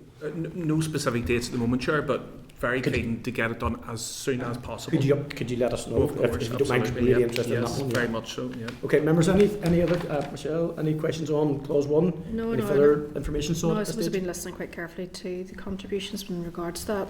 The difficulty in all of these things would be that without a clear definition, it will become very subjective, and also will be guided by whatever financial resources are available to council, which then creates a difficulty for us with regards to raising an expectation. I suppose that's where I'm really concerned about this legislation. I think its intention is good, but it's then what that looks like whenever it actually gets to councils and the implementation of it.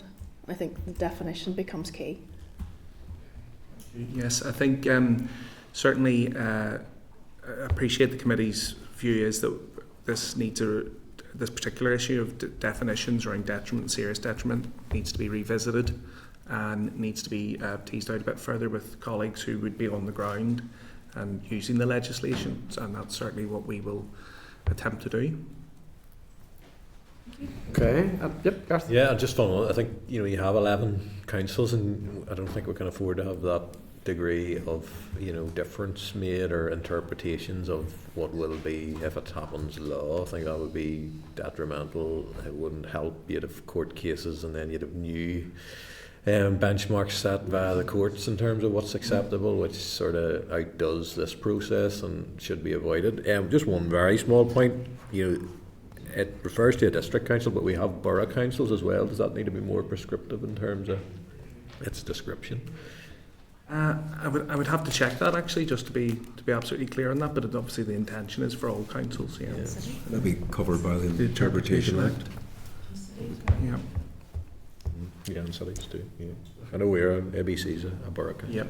Garth could be particularly useful in this committee at this stage, the freshest off council. Some of us haven't sat in council for some years, so and John was on council for a while too. So, I mean, we do understand the rub of the green here too, and the difficulties that this. Is there anything else on clause 1, members? Now, this does not close out clause 1, by the way. This is just the first week of deliberation, so we do reserve the right to come back, especially as evidence portrays and these further meetings and roundtables. I think we really should not be afraid of hearing from councils on this. I don't. Whilst we'll use representative bodies, and I know it's protracted, but I don't think we should be scared of hearing what councils say, particularly building control departments. I think we could do that individually, certainly, but obviously they work collectively through Nilga and Solace, and there was no real desire, I think, from Solace to.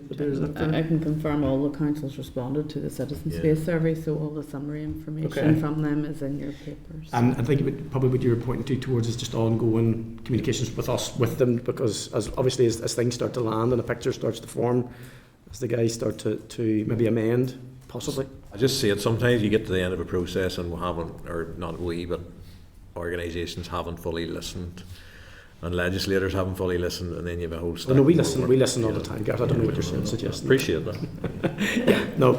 All right, thank you, Declan. Do you want to come in? Sorry for coming back in again, but again, this isn't what I'm going to mention here. Isn't just a feature of this legislation, but a feature of everything to do with the councils. See, for example, if you take the Sperrins region, which is in the middle of the north of Ireland, it's splintered between 4 council areas, and it's at the far end of each council area. But it's one homogeneous region. It's also split between 4 constituencies, and I know it because a big chunk of it's West Tyrone and from Manoma. But in the middle of the North, middle Ulster, there's the band from Manoma and Causeway Coast. All the tail ends of those council areas converge there, and that which is a homogeneous area. So it's important that and again, it's not just this legislation, but for all things to do with council, to try to make it harmonious as possible, because it all converges on the one area there in the centre of the north. Yes, no, appreciate that entirely, and certainly we would be keen that councils would cooperate and engage with each other to that end, and indeed I think in terms of the notices, it can refer to the impact in neighbouring properties, in the neighbouring council. Because in that area there, you could just drive a mile up a road, you could be three council areas. But it's still one homogeneous community. Yes. Thanks for that, Declan. Okay, members, we just move to clause 2? Yep. Okay, members. In relation to clause 2, we heard that consideration might be to shorten the 28-day window for appeals relating to maintenance notices. Members, the Department have advised that 28 days is standard for appeals. So in terms of clause 2, is there any comments you want to make on clause 2 specifically, or shall we just open the discussion on it? I think just Chair, a reminder that, as I think you alluded to, that this particular set of clauses is relating to the new powers that we're seeking to add to the suite, as it were, which is the low-level dilapidation. It's the equivalent of the Section 215 powers in the Town and Country Planning Act. So this is really where we're talking about bringing in new material that the councils would be less familiar with. And it's to deal with the low-level dilapidation. So it's the lick of paint, it's the broken window, it's something of that nature. So maybe if we just keep that in mind when considering the clauses, that might be helpful. No, it's good, and don't be afraid to refer and refresh us that is to keep us focused on, because when you're looking at the low level, as John rightly pointed out, there needs to be a common sense approach to this too. So a shorter window for appeals may not necessarily make sense in those lower levels when it's not necessarily an impact on public safety or whatever, but at the same time, I think Declan's point is well made too, that the ambition for me would be to see that as much as we can, that we see a linear approach through all council areas, that you're not faced with literally looking across the street at something that isn't being applied in a fair and just manner.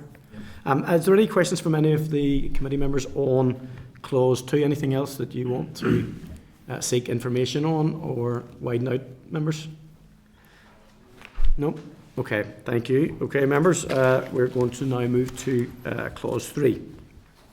In relation to clause 3, it was suggested to consider additional fines for repeated offences and increase in the £500 fixed penalty, as this could be significantly less than costs and will not ensure compliance. Approximately 79% of respondents from the informal survey also highlighted that the fine may not be high enough. Youth Assembly members felt that the fine should be scaled based on the site owner's resources and status. For instance, members suggested that fines may be increased in instances of repeat offences. I'm going to remind members that the Department considers the current penalties to be sufficient and that these could be considered again at any time in the future, and maybe we could talk around the provisions within the legislation in regard to that. It was also suggested that for clause 3 to increase the level of fine currently, which is set to not exceed level 4, which is £2,500 to anyone failing to comply with the maintenance notice, to level 5, which is £5,000, the maximum fine on the standard scale. Okay, clause 3, so that was, just for refreshing, is the fixed penalty fine or additional fine for repeat offenders, an increase in level of fine to statutory maximum. In regard to the Department's position at the moment now, having taken in and listened in to the deliberations so far with witnesses, has there been any change to notion, tone or intent in regard to that? Well, in relation to fixed penalties, we were looking back on the original instructions, and at the time it was felt, to give councils a bit of flexibility, the way they would in a litter or dog fouling type scenario. I would point out that there are no fixed penalties available for the Section 215 notices in England. So, we would not be averse to either increasing that amount or removing the fixed penalty completely. As for the increase to the level 5 fine, it was a level 3 fine in England up to 2024, and then it was increased to level 4. You're talking here about the same fine on summary conviction as a dangerous structure notice.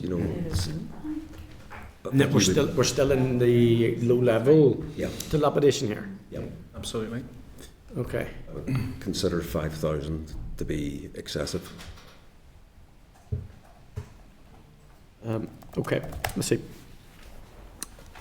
In regard to that, then, is there any evidence to show, for instance, the changes in England have brought about any significant improvement, or did it mean that it was more likely that remedial action would be taken in those instances? Is there any baseline at all? No, we're not really aware. It was done as a result of the Levelling Up Act in England. It's still level 4 in Wales. Level 3 in Wales, as far as I remember. And Scotland's a totally different scenario as well. But what I would add, Chair, is that in general, compliance rates in England are very high with maintenance notices, so that there isn't a significant level of non-compliance with those in the first place. And what evidence do we have from councils in Northern Ireland at the moment in regard to issuing of fines? And Well, as things currently stand, of course, they lack an equivalent power to this, so we don't have a direct comparison for a maintenance notice fixed penalty. But we do know in terms of compliance rates, for example, that we had some number work from Belfast City Council where we had properties that were formally actioned by way of an enforcement notice under Article 66 of the Local Government 1978 order. There were only 14 properties that were actually formally actioned, and only 3 of those went to court ultimately. So again, we have a relatively high compliance rate with those older powers already. that's an interesting point, because sometimes if it's working, if it's not broken, don't fix it. Shouldn't say it when I'm talking about dilapidation, obviously. I'm not suggesting that we don't fix it. Obviously, we do fix it. Talking about the scheme of fines and actions that's available. John, yes, come ahead. Yeah, but I think we need to be clear here that the numbers of actions taken under that existing legislation are very low. Yes, It's like absolutely. 1 per area per decade, perhaps. This was yes for these were Belfast figures specifically for action around dilapidation under Article 66. 14 you quoted? 14 was the average figure for a year in Belfast. A year, okay. Now, what I would maybe add just for committee is that the £500 fixed penalty, of course, the intention of that is to discharge the owner from liability for conviction. As opposed to the works. So the expectation is they will still complete the required works and pay the £500 penalty to discharge liability, where they could then obviously go on summary conviction to face a £2,500 fine through the court. So that's maybe the context in which the £500 should be seen. It in itself is not a way of avoiding responsibility for carrying out the works. When we start talking about the fines and stuff, I suppose this is the bit where the definition of this is why it's really important to try and bottom something out, because this is where it can sometimes people could potentially find themselves in court liable to fine up to £2,500, but in another council area it didn't meet the threshold or baseline for definition of. This is why it's really important. And I was thinking about this last night, that we don't deal with the clause. You can't deal with clause 1 and you come to clause 3 and you go, this is where the rubber hits the road now. So that's why we're doing it in these. Sir, can I make a point here? That's already happening with things like fly tipping. Mm-hmm. I mean, that's the reality. Yeah. This is not a new phenomenon. There are issues dealt differently across council areas. We can't police that. Residents and ratepayers might wish to take action where those examples arise. Yeah. But to suggest for a moment that this is something novel, it's happening every day.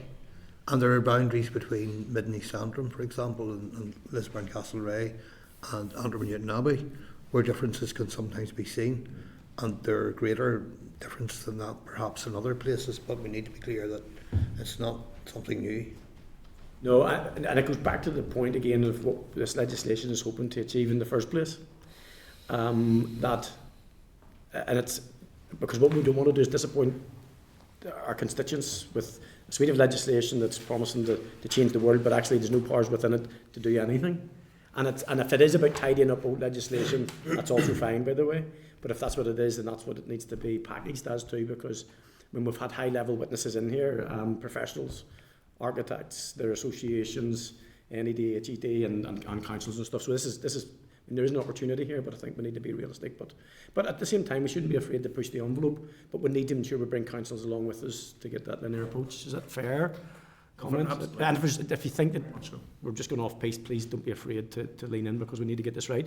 Are there any other points that any of the members want to raise in relation to clause 1, 2 or 3? Okay, members, well, this is going to be a bit of an odd week for you, and this is just an opening week, so we're going to pause it at this stage, okay? We're just going to deal with clause 1, 2 and 3. And the reason is because we're finishing today at 1 o'clock. We've got a hard stop for a number of reasons. But we will see you next week and the week after. and the week after.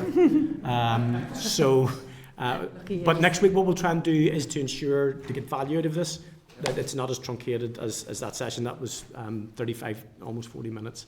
Hopefully we'll get more time at this next week. We do reserve the right to go back on the clauses, but thank you for your attendance today. Thank you. Thank you, sir. Thank you, members. Thank you.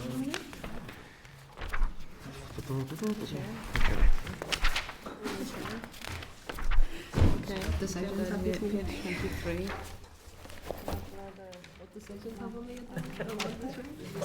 I've got some line down here. I messaged them too. Do you need anything there, Glenda, in terms of any? You happy enough with what we've got off the back of that too? No, I'm happy enough. But I was glad to confirm that £500 fixed penalty because I was actually We're in open session. All right, members. We're going for it. Oh, no, this is not over. Thank you. Okay, members.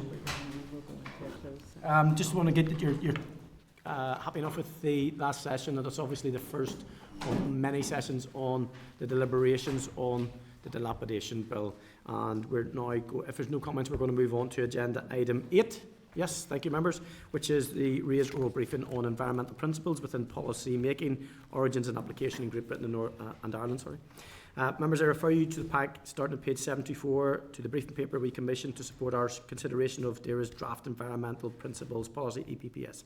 As members are aware, the Environmental Act 2021 imposes a statutory duty on DAERA to publish an EPPS and also a statutory duty on all departments and on UK Government ministers when making policy for Northern Ireland to have due regard to the EPPS. Members will recall that we were briefed by officials on the EPPS on the 4th of December and agreed to return to the matter in the new year and to seek a briefing from Assembly Research on the design and implementation of principles in other UK jurisdictions and the Republic of Ireland.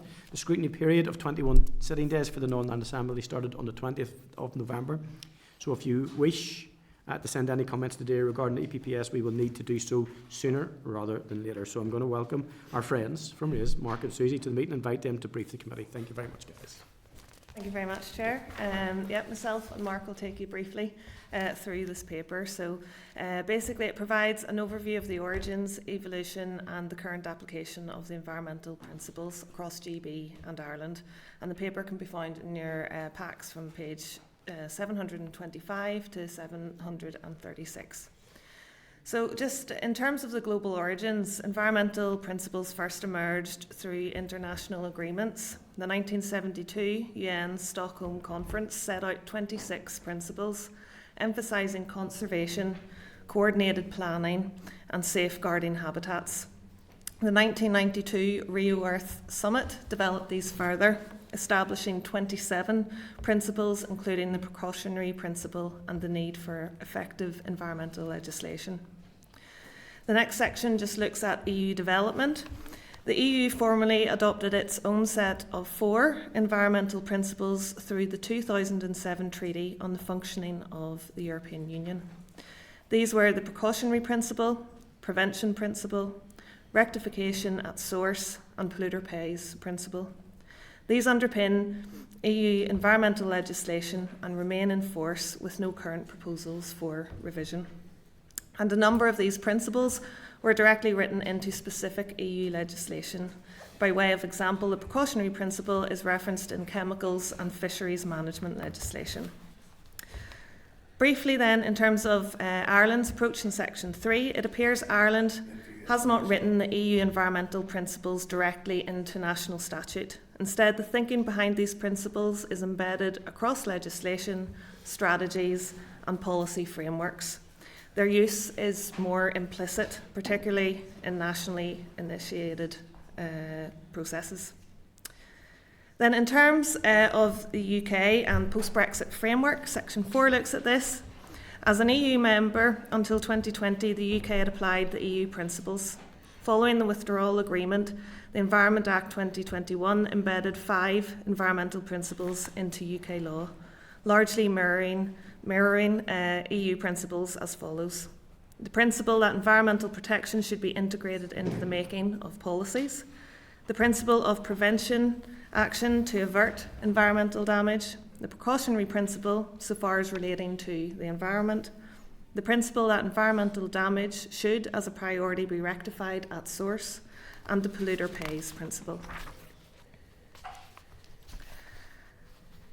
The Environment Act, under Section 17, required the creation of an Environmental Principles Policy Statement, or the EPPS, to guide policy development.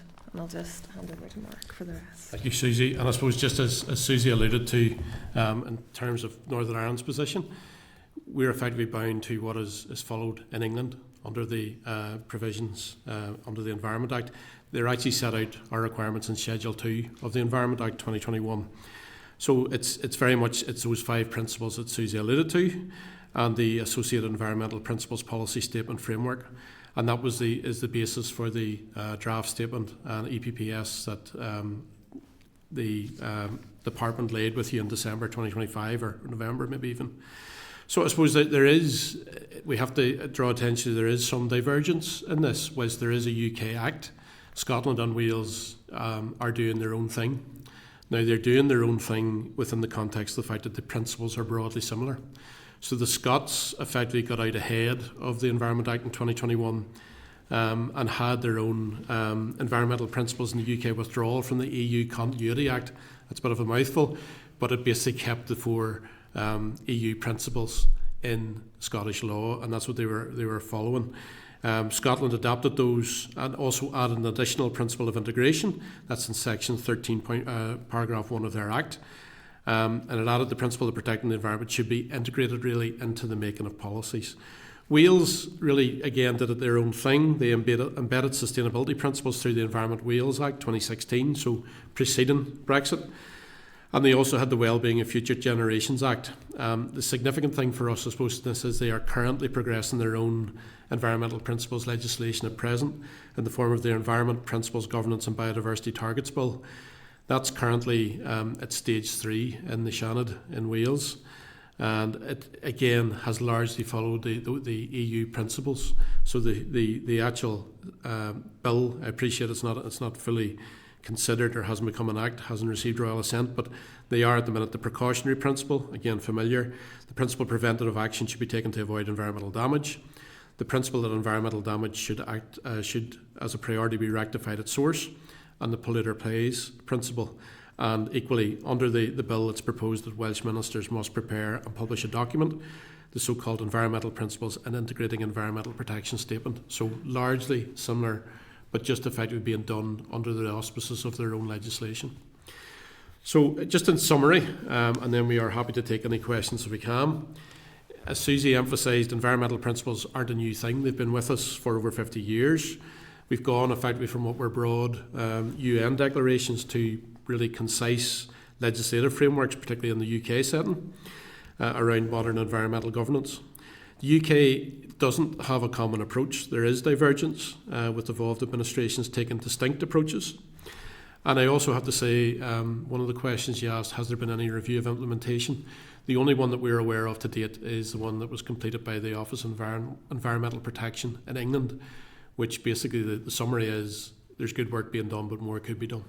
So that is very much a rapid fire fly through that. Happy to take any questions if you have any, but thank you for your time. No problem. Thank you very much.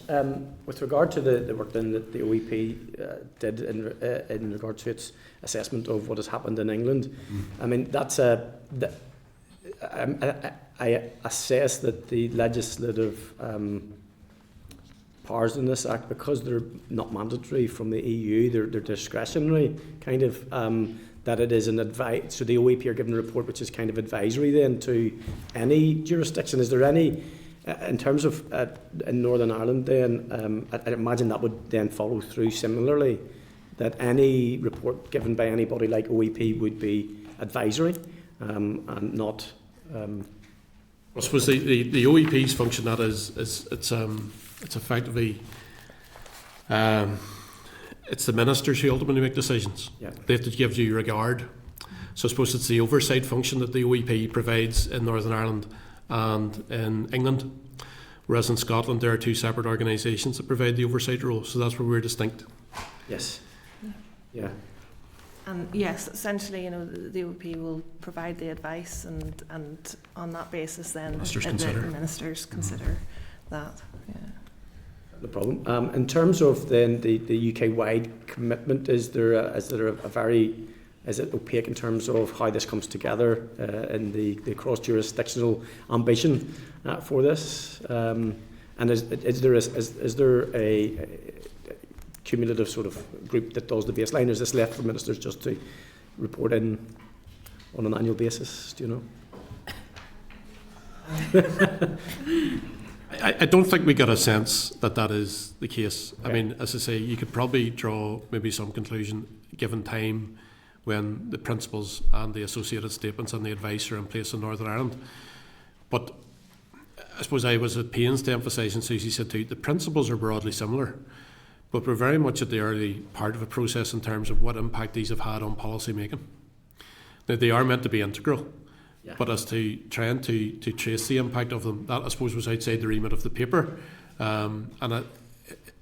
It's probably too early to say for some of the jurisdictions, particularly too that Wales is really just now bringing forward their own bill.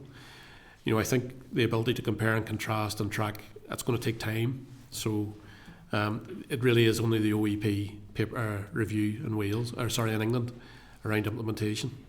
Final one for me then, in terms of your sort of assessment, did this have any direct overlap with other government ambitions, for instance, in around emissions and other government policy, which maybe isn't directly stated, or maybe it is stated, but and then the overlap of that and the contradictions for it, maybe?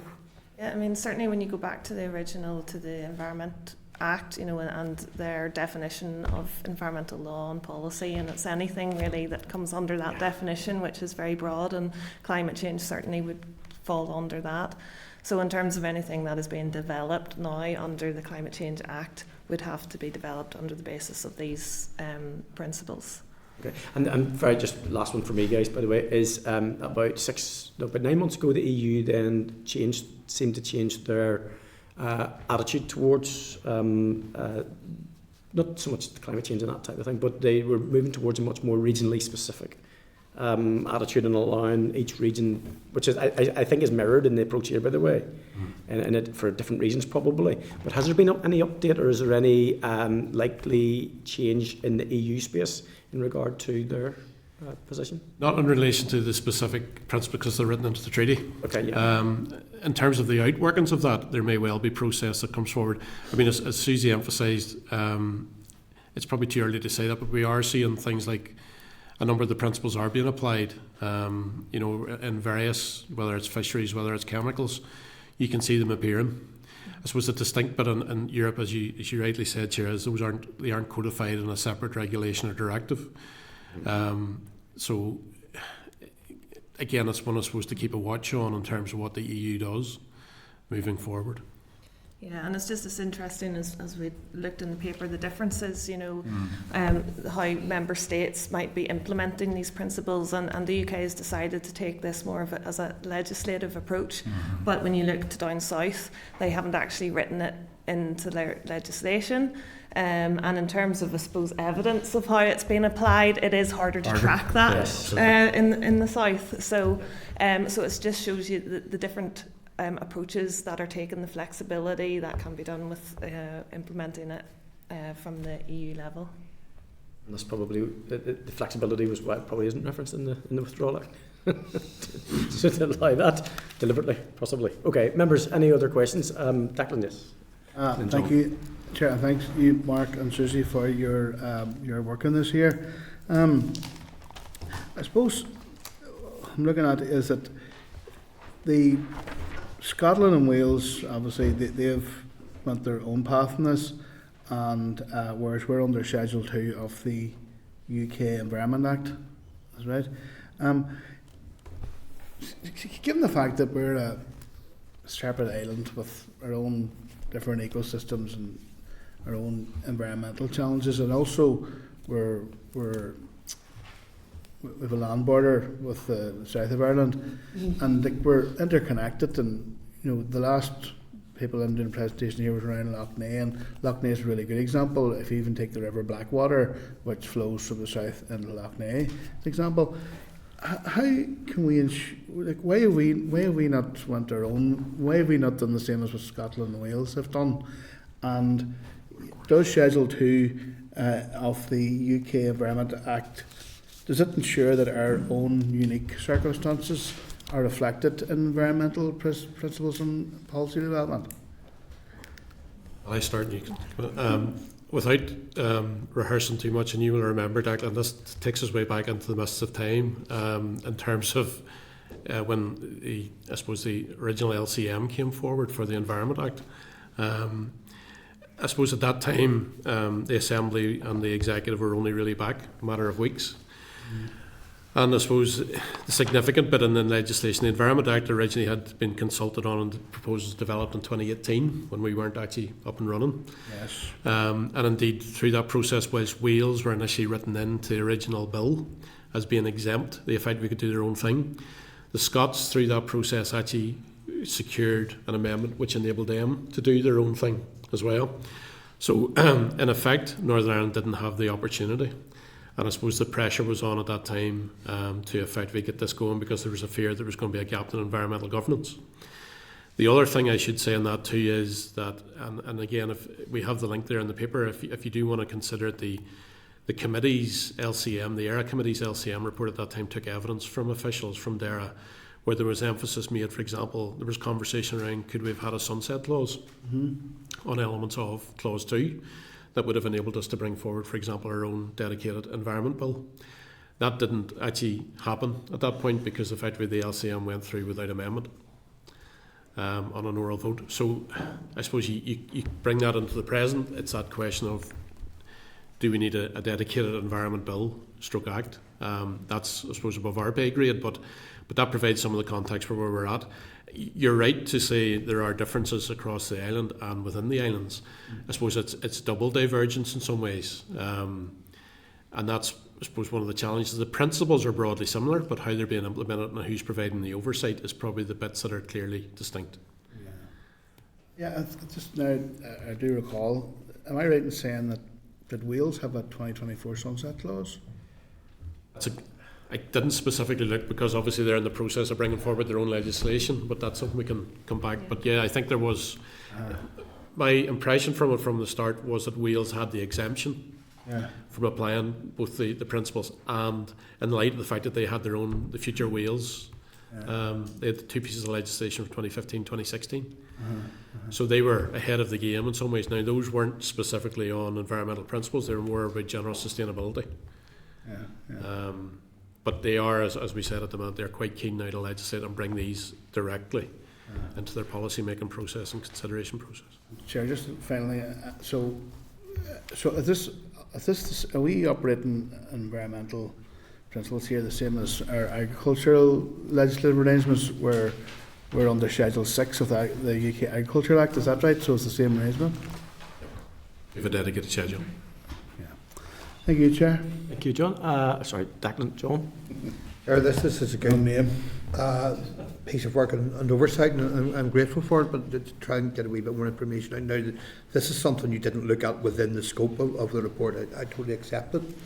But the OEP, who can ultimately take legal action through judicial review against a public authority, but not an individual, will in most circumstances seek to negotiate or get an agreement to do something. Is there any way of capturing within the report how often that has happened or how many occasions that has happened? And then the second part of the question would be that I'm asking this mindful that it took a very long time as a proportion of a shortened mandate to get environmental action in Loch Neagh or an environmental improvement plan required by law through the Northern Ireland Executive. And I think similar things happening currently on environmental protection. I'm assuming, therefore, we couldn't expect to get a cross-party agreement on lots of these things, so therefore bespoke bills may never happen. Is that a fair reflection? Sorry, in relation to the OEP report, I mean, that's something we can look into. We wouldn't have figures or if there is anything like that reported within it. But yeah, I can come back to you on that. The second point, John, you know, that's something I probably couldn't really comment on, to be honest. But So I think again beyond our purview in terms of where it goes next. It's yourselves, I suppose, as legislators in terms of what You response. can make that happen. Yeah. Exactly. Thank you. Members, any other questions for points? No? Okay. Thank you very much. Always good to see you. Thank you, Chair. Thank you, members. Thank you, Mark and Susie. Okay, members, between the previous meeting from the officials in December and what we have heard from Mark and Susie today, are you content to support the department's EPPS, or do you wish to discuss the matter further at next week's meeting? I'm content. Is anybody else content? Yep. Okay. Thank you, members. We're content. Does committee then wish to write to the department? Just to Yeah, express that? we'll write to the yes, just to close that out, we will write to the department members with your permission. Okay, thank you, members. In terms of correspondence, going to deal with it today just by exception. There's one item that I'm going to bring to your attention, unless you want me to raise anything else, and that is 9.1. Refer you to page 737 of the pack to correspondence dated 23rd of January from the department giving notice of a minor typographical error which does not affect policy intent or operability, as contained in 2 SIs that had previously been led: the Greenhouse Gas Emissions Trading Scheme Amendment Order 2026 and the Greenhouse Gas Emissions Trading Scheme Amendment Extension to Maritime Activities 2026. The errors are set out in Annex A at page 742 for you guys to check out. So nothing else? Do you want to bring to my attention? Nope. Okay, thank you, members. Agenda item 10, forward work programme. So there is a draft forward work programme at page 58 of the table of papers, members. I do recognise today that perhaps it was slightly ambitious, so I'll work with the clerk in regard to that, just in terms of making sure we have a good time to do our scrutiny and due diligence on the deliberative part of the dilapidation bill. I was just fishing around for that there. Okay, members, is there any other business? Gareth? Yeah, just I suppose following on from NAEA and then our concerns in SAS and then the mention of that plan on consultee forum, I was wondering if committee would be minded to try and bring the consultee forum to committee. I just think we could maybe start coordinating a response better in terms of bringing all the consultees together and making sure they understand the impacts of late consultee responses or no consultee responses, or difficulties around consultee responses in terms of what that means for people trying to move projects forward. And I think it might be a way to sort of conduit down into SAS and try and bring a wee bit of responsibility to bear across that. And I'm assuming there's some hierarchy in that forum that you could approach, and then maybe have a chairman or something that could come and at least start that ball rolling. Yeah, no objections. That's what SAS, and as you say, a consultee forum additionally to that. They obviously all meet together. I mean, there's 3. I've questioned the Dear Minister on his engagement with them, if any. I don't know what. It's just trying to scope that all out. Yeah, they're difficult. Should start on that. Difficult one to pin down. They sit under infrastructure. I think it possibly sits under infrastructure, but we can certainly look. You would have thought it was communities. What was the name of SES, the consultation forum? Consultee forum. I think it does sit under infrastructure. I think it brings. I was reading. It brings together all the stakeholders. Consultee ways. So I think it'd be maybe useful. Yeah, members content. We'll look into freeze that out about, and then we'll bring it back in papers next week in terms of the next steps. But I think you're right. It's maybe about getting that relationship in relation to that with business, or as a separate piece of work. I think it's more. It's separate piece of work. Well, I think this is about. Well, first of all, the SAS has been pulled up on a number of occasions in regard to NIE, even last week. Yes. So that's one part of it, and then probably I think it's particularly applicable to the dilapidation piece that we're doing. We've obviously had NILGA in. I have no issue. We had older, Gareth, before Chair through you, Gareth, time. We had older issues here as well, which led us to look for SAS, but didn't get that much information, frankly. But last week they said they were an advisory board only, but feedback would tell you otherwise. Okay, the clerk will do, and the team will do their best to bring that back as quickly as possible. Is that okay? Okay, thank you very much. Okay. Any other business, members? No? Okay, date and time, place of next meeting is Thursday the 12th of February at 10 a.m. in room 21. Thank you, members. Thank you, Chair.